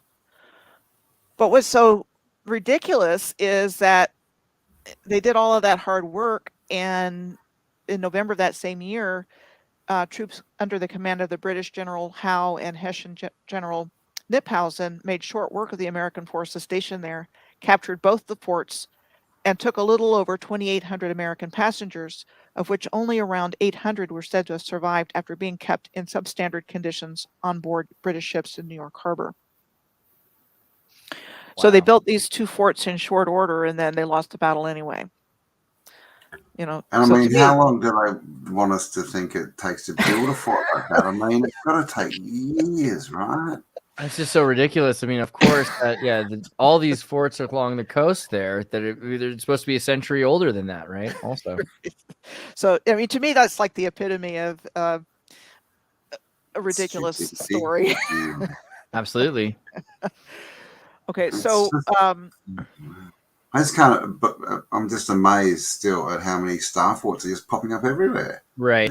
You saw Fort Anne, right, in LiDAR. So there was an approach of forts that they used LiDAR recently, and they found that going from Canada, from the Hudson Bay down into New York, you can follow the forts. The weird part is there are more forts to the west than the east. So it doesn't really seem like, they started in the west from the British and it comes the other way across. They're coming from the west, as if they found themselves in Fortlands and then they took them over, right? Exactly. Yeah, and I'll have a whole picture here by the time I'm done with this. So you've got another trolley park in this area, Fort George, that was said to have operated from 1895 to 1914. Pretty well developed thing, and you still have the same, kind of stories. It was built for the trolley line and wanted to give people a reason to use their trolley services on weekends and draw residents of Manhattan to the riverside for summer recreation. It's crazy. 1894 is the same as 1994. These amusement parks and electric trolleys and lights on the streets at night. So they had all kinds of things, rides, casinos, the Speedway, and the Speedways were part of this grid system, vaudeville shows. But then they had to close the park because the local residents were upset with all of the social problems that stemmed from the park. So they closed it. Wow. For public drunkenness and high crime. Suspicious much? And then there was a fire in 1911. They opened the park, but then I think there was another fire that devastated the park 2 years later, and so they finally condemned it. And then if you look, this is the Harlem River, and you see masonry banks here. Yeah. So, canal. They're all canals. Moors, right? Mm-hmm. So what I believe. Are electric parks the same as lunar parks? Do you find? Is there any difference, or is it the same? I'll be giving an example that'll touch on that. Epic. I have really quickly want to ask you, do you connect beer gardens with these power plant amusement parks? I haven't looked for beer gardens specifically, but given that they were selectively lowering our collective consciousness by providing all of this alcohol, and putting it into a context of having fun and all of this other stuff, it wouldn't surprise me. I mean, to me, they just completely reverse engineered the energy grid system into a control system. Yeah. For the purposes of harvesting our energy and any available energy. The quick example I was thinking of is because I'm from Santa Cruz, California. We have the boardwalk, which has got the oldest roller coaster, and we've got the oldest log ride. And you're like, wait a second, roller coaster. That looks like the gold rush carts in Yeah, Indiana yeah, the Jones. mine carts. Log Yeah. ride. Oh well, log ride in California. That's because they literally put logs on all these amusement park rides, so to speak. Using this energy, they're all based on the destruction of the West later on, right? These are these actual infrastructural tools that were being used, and we have a memory of when they were tearing things apart. Those are the rides. And I do believe that these were built by the original civilization for good, for For real, collective for good. actually for mining and actual purposes and for environment. Yes. And for energy. I think it was part of the grid system, and these trolley parks possibly recharged it somehow, because they were always at the end of trolley lines. So and they were Absolutely. just restarted by the controllers and turned into a different.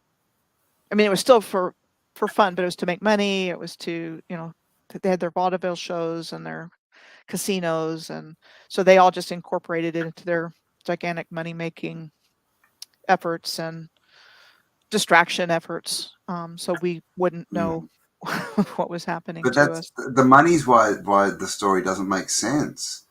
I mean, we're talking about they're trying to collect, trolley fare, right? Which would have been nothing. Right. Well, but also But there's then the beer. they have to build this big park up, right? And then they destroy it, and that's more expensive. That's also the reason I found interesting the beer gardens, because a lot of these lower alcohol content earlier beers in the 18th century that were considered medicinal health drinks like Reinheitsgebot beers weren't as intense.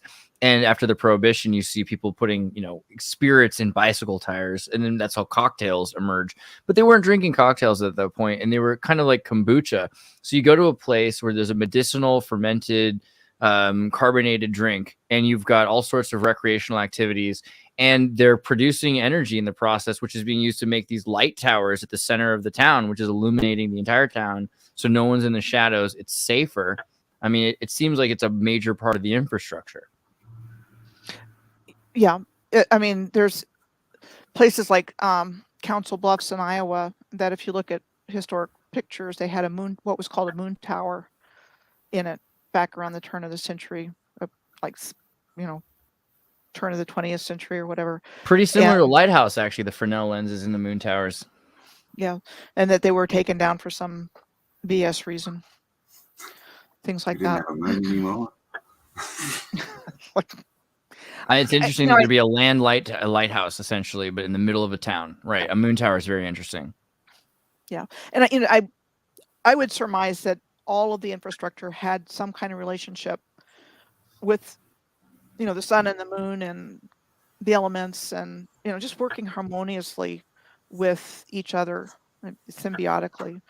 I think everything was perfectly aligned geometrically and on Earth and the heavens, and and I see it from ancient times to modern times. So I believe something happened relatively recently that totally destroyed everything. Yeah. Turned it upside down. It's funny. So many people are comfortable with the idea of the apocalypse now. It just had to be 5,000 to 10,000 years ago. It's not allowed to have happened recently. We can't handle that, but they're getting closer. And what's so interesting is that where I live in Arizona, I mean, you can just step outside the front door and just see the evidence. I mean, but people don't see it because of John Wayne and. God, how far are you from the petrified forest in Arizona? I'm probably 2 hours, something. I mean, like it's that. just so crazy. It's not that far, and if you think about these giant trees and the idea that, yeah, it's all there in Arizona. It's amazing. Even the name Arid Zone kind of sounds like Fallout after a nuclear attack, doesn't it? Oh. And there's, the R sound, AR, Tartaria, Barbaria. Right. It's like the Aryans. I think the Aryans are the same. Yeah. And, nobility rate. And when the whole Nazi thing came in, it's like after they destroyed the original civilization, they wanted to create their own version of Superman. When when humanity was already there. Well, the Ashkenazi, Anastasi. Wow, 20 Freudian slip. The Anastasi, are they in Arizona? Right? They were the before ancient they disappeared. Right. But again, and they have locust gods, Kokopelli. They have the idea of insectoid super soldiers that are living underground. So. and again, when you talk about the ancient ones, from what I know, they're still with us. They're ancient humans still alive today, and those would be the Moors. And so they want to put everything way far back, but in reality, they've gone after the original humans that have a strong connection with the creator and tried to replace humanity with this version of them. Right. Ancient is very recent because ancient is just prehistory. I mean, realistically, CNN isn't history. We don't know what happened yesterday, let alone 400 years ago. Not honestly. You know, and just for example, where I live, I mean, there's a crazy amount of water groundwater underneath the surface. Crazy amount. But it's called the Sinagua people that were here because when you look at the landscape, it looks dry, and you know, we do get rain here, but it's not like all the time. But so they tell us it's Sinagua and that something happened to the Anasazi, but there's plenty of water here.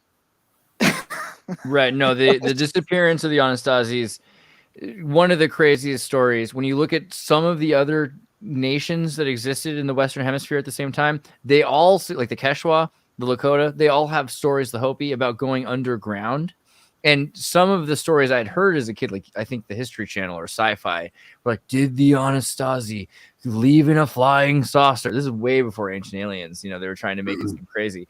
But seriously, the idea that they went underground to survive some sort of a disaster, or they left that architectural monument to go elsewhere, I don't know where else they would go unless they got on. I mean, it just seems more likely that they went underground for a century like the Quechua did. Yeah, I think it's all important to take that into consideration. The Hopi have an emergence legend of coming out of the Sipapu in the Grand Canyon. Right. And, you know, going underground and being taken care of by the ant people. And of course, they're ancient people too. So what I remember a long time ago before I started my own journey is that, and it might have been a book I read, you know, in the 1990s. I started looking for information. And what I remember that really struck me is that the Hopi said that the new civilization was built on top of the old. And I didn't really have any idea at that time what that could have possibly meant. But now I do. So did they go underground when this took place? And I think that probably happened for a lot of ancient people that they went Not trying to underground. share that screen necessarily, but that my first thought was Gondahar. I'm sorry. I don't know if you ever saw that movie. Have you ever seen Gondahar? No. So have you ever seen Fantastic Planet, the French cartoon with the blue aliens? The guy made Gondahar. Gondahar starts out by saying, in the future, we won't be able to stop it because it already happened and the past couldn't have happened without the future. I'm kind of paraphrasing. But this has been the push I've seen recently. Dave Chappelle, the astronauts from NASA, talking about UFOs are really time traveling us. It's just us in the future.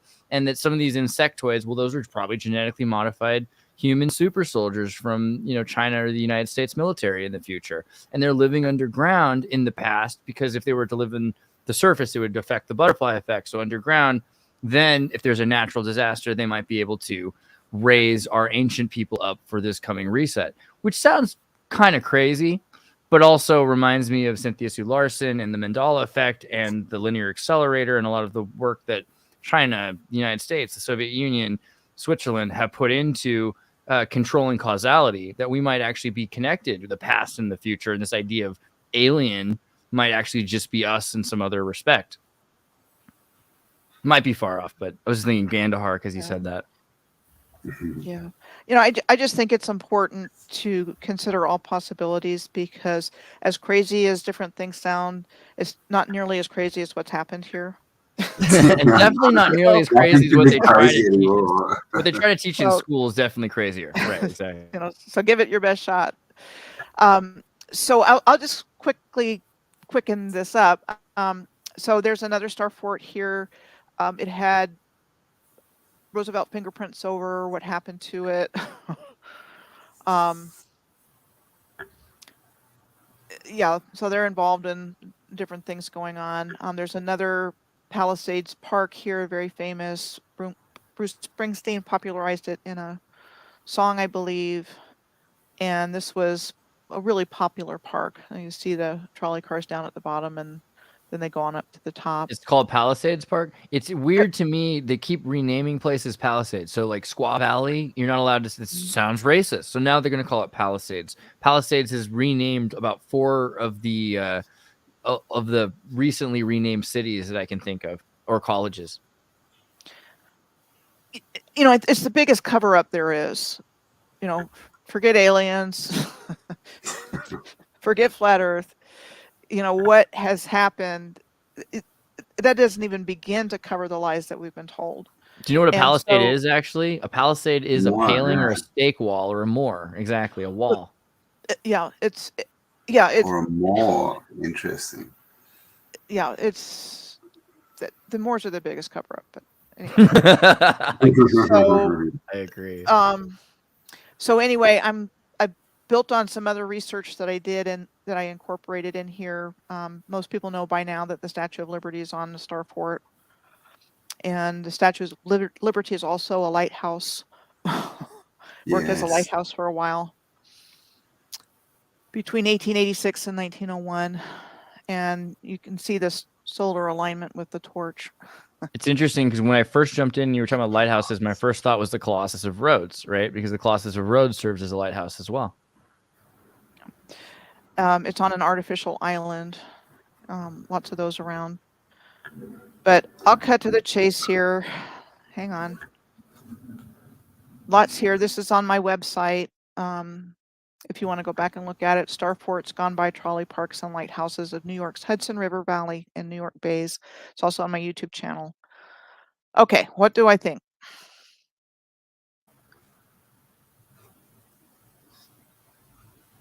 I think lighthouses are the distribution of the energy. I think they're the Interesting. distribution system. Okay, so wireless sort of beaming it from point to point kind of thing. I'm going to show you another picture. Hopefully, let's see. I get all confused. Okay, I'm going to stop sharing. And then I'm going to present. Try to figure out where my picture is. Mhm. Let's see. Let's see. I don't know if this is it.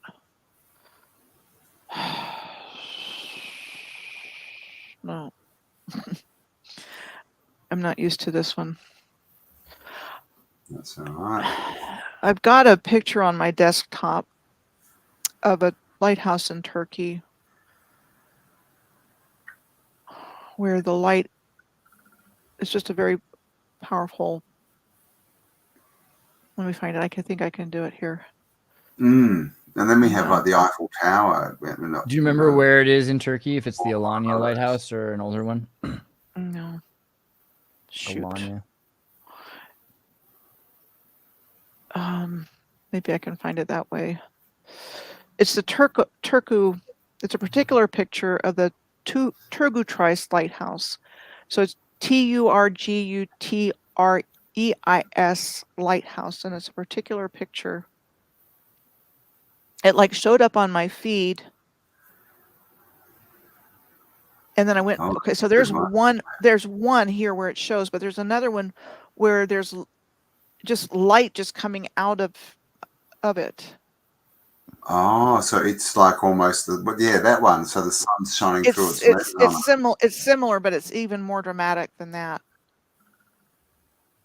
And so these are okay. So there's solar alignments as well.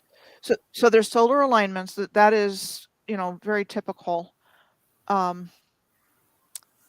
Maybe video file is what I'm looking for. I'll find it, guys. And see. Definitely there's something to this because I remember when BurnEye had, who was it who builds lasers on our channel? Jeremiah and his friend at the laser shop. Right, his friend is the name I can remember. But yeah, I mean, awesome guy building lasers. A lot of the time, you'll use lenses in It was order our to New divide the Year's light. tree. It looks like a horizontal laser and a vertical laser from that particular lighthouse in Turkey. And okay, so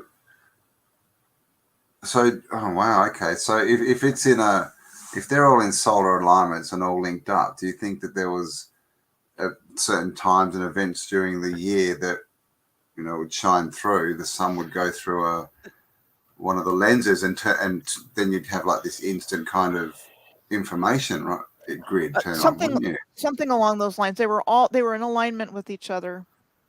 It's wow. And because I mean, this is that they tell us they've got everyone thinking that sun worship is bad. I mean, but look at this, right? Clearly, it's all based on the sun, right? How the sun. I feel like gets it's bad, sun and moon, though, right? Sun and the problem is out. when I think the problem is when they think it's one or the other, and really it's not. Like it's one's good and the other's evil. It's that you need both in order to have the order of the day and the night. Worship, it was sun and moon, wasn't it?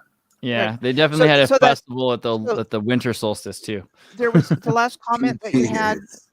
The last comment that you had fit it. What I think it was they were part of the energy distribution system, and it was way more as navigational aid. I think they were transmitting all the energy that was generated by the star forts and the trolley parks and so forth, and just nothing like what we're told. So if we go back to what I found, so between the entrance to the lower New York Bay at the Atlantic Ocean to the locations around the George Washington Bridge across the Hudson River, I specifically looked at 11 star forts that are in pairs or clusters, 5 major historic trolley amusement parks, and 11 lighthouses. And that was just from here to here. And remember, I started way north of there. This is, once you get into Manhattan, and I was showing you further upriver, and you saw the lighthouses and the star forts and the electric parks. So to me, this was like a major spot on the Earth's grid system. And then if you look at San Francisco, you find a lot of the same characteristics with lighthouses and bridges.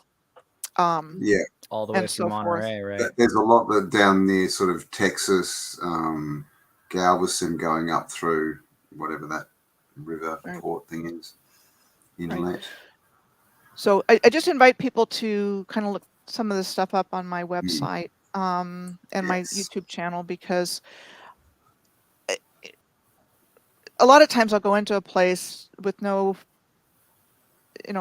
expectations of what I'm going to find, and then when I start doing the research, all this other stuff comes out. And it's like when you put your attention on something, it's like the information wants to come back.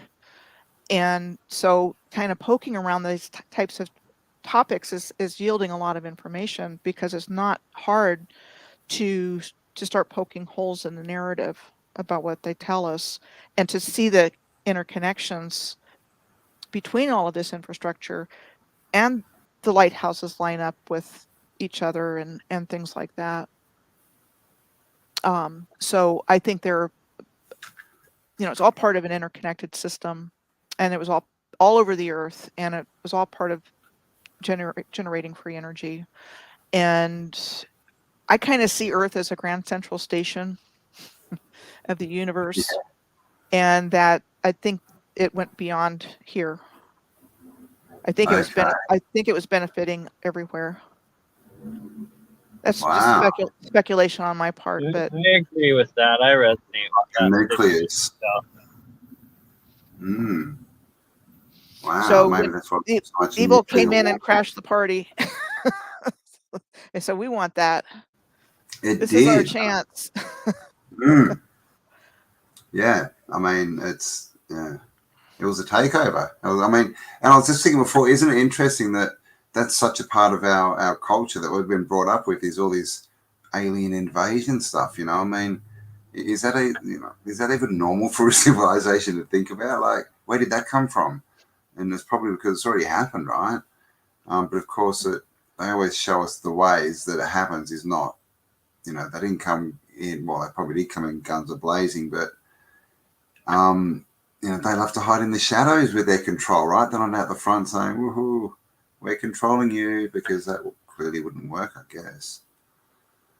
There we go. You got any comments on this situation, Mr. Zertus?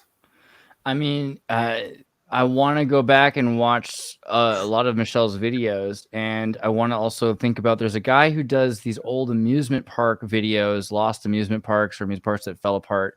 And he did some videos about 19th century amusement parks and beer gardens. And I want to compare some of my thoughts on the destruction of these families, you know, because a lot of these guys had a beer garden, and then there was something that happened where their family was destroyed and the entire town was taken over by a specific group, usually the Carnegies or Rockefellers. So I wonder about that. It feels like the way the CIA used Pinochet or Noriega or Saddam Hussein, like, you go in there and kill a bunch of people and we'll come in and kill you when everything's all settled, you know? And so I wonder about the transitionary period of these free energy towers and the way that for a while it seems like people were still trying to hold on and use them after whatever it seems like happened. Because it does seem like there's some sort of an end to the harmony. And I agree with Michelle that there was some sort of natural or even synthetically assisted harmony through our community. I've done some interviews with people talking about Reiki and technology, building cloud busting machines, and they've talked about how the emotionality of the community where that cloud busting machine is set up can affect the cloud busting machine. And I think that that's another interesting thing about amusement parks. That's something, you know, to consider is human emotion, the magnetism of thoughts or the field of EMF of thoughts. How are we affecting each other? And how can we maybe make, through sociological control, a society more healthy? I mean, that sounds kind of like what a pyramid is. And when we say pyramid, we have to remember also a pyramid and a lighthouse are etymologically the same thing. There's light on the inside of the pyre is on the inside of this edifice. So there's a lot more connection here than I think we even realize, and we have to keep digging further. But it's amazing stuff. And Michelle, I love that so much of everything that you have is cited. You've got evidence to all the things you're talking about, and you are very coy to tell us your hypothesis until you've shown us all of your data, and that's amazing. So I appreciate that. Well said. And of course, I just showed you, kind of skipped over a lot of parts, but I have a very detail-oriented mind. Right. So even when I want to hurry through something, you know, I can't. No, I mean, the point is you have the data, and if anything, if anyone feels like they need more, you can go to Michelle's channel. You can see there's actually a lot of videos about these subjects, and they're broken up into different videos. So it's actually pretty convenient to start studying these things and to ask these questions and to research them yourself. But I also appreciate your effort to say, look, to suffice it to say, here's what I'm looking at right now. Here's what I'm working on. It's a great taste into your world. So I appreciate that. And also piercingtheveilofillusion.com. Right. Did Bernie, the late mum-in-law's birthday dinner, have something to say? Driving wildly down the road, try to not get in trouble. No, these. You better be careful, because you know how there's snow on those roads and salt on that snow. I know how it works. Yes. We actually have a Chinook right now, which is rare. That I guess winter's almost over, but it's still technically winter. But it became plus. Did you call it a Chinooker? What's a Chinooker? That's a whole. That sounds dirty. Yeah, it sounds like someone who walks down the street and charges you money for different weather or something. Yeah, right. Canadians are all like that, though. They'll always be like, "Oh, I'm so sorry about the weather," and I'm like, "Did you forget to pay for the heat? Like, what do you mean you're sorry?" Canada? Yeah. Anyway, all right, so we've hit 2 hours and 10 minutes, so thank you very much for your time, Michelle. As was mentioned before, there's going to be a chat between Michelle and Paul this next Saturday, is that right? Not this coming Saturday, but the next one, I think. On the 25th. 25th, there we go, so keep your eye out for that. Thanks for coming in, Andreas. Thanks for running away, Bernie. And thank you to everyone in the chat and to everyone who donated and supported with donations, and everyone who didn't, we support. We love you as well. So jump over, check out Michelle's work, give her a subscribe, a like, all that good stuff. And thanks again, guys. And we will catch you all on the next upload. Or on Bye for OnlyCams. now. Hang on. What was that? No. All right. Only on I'm going. OnlyCams. Yes, exactly. Ciao for now. All right, good night, everybody.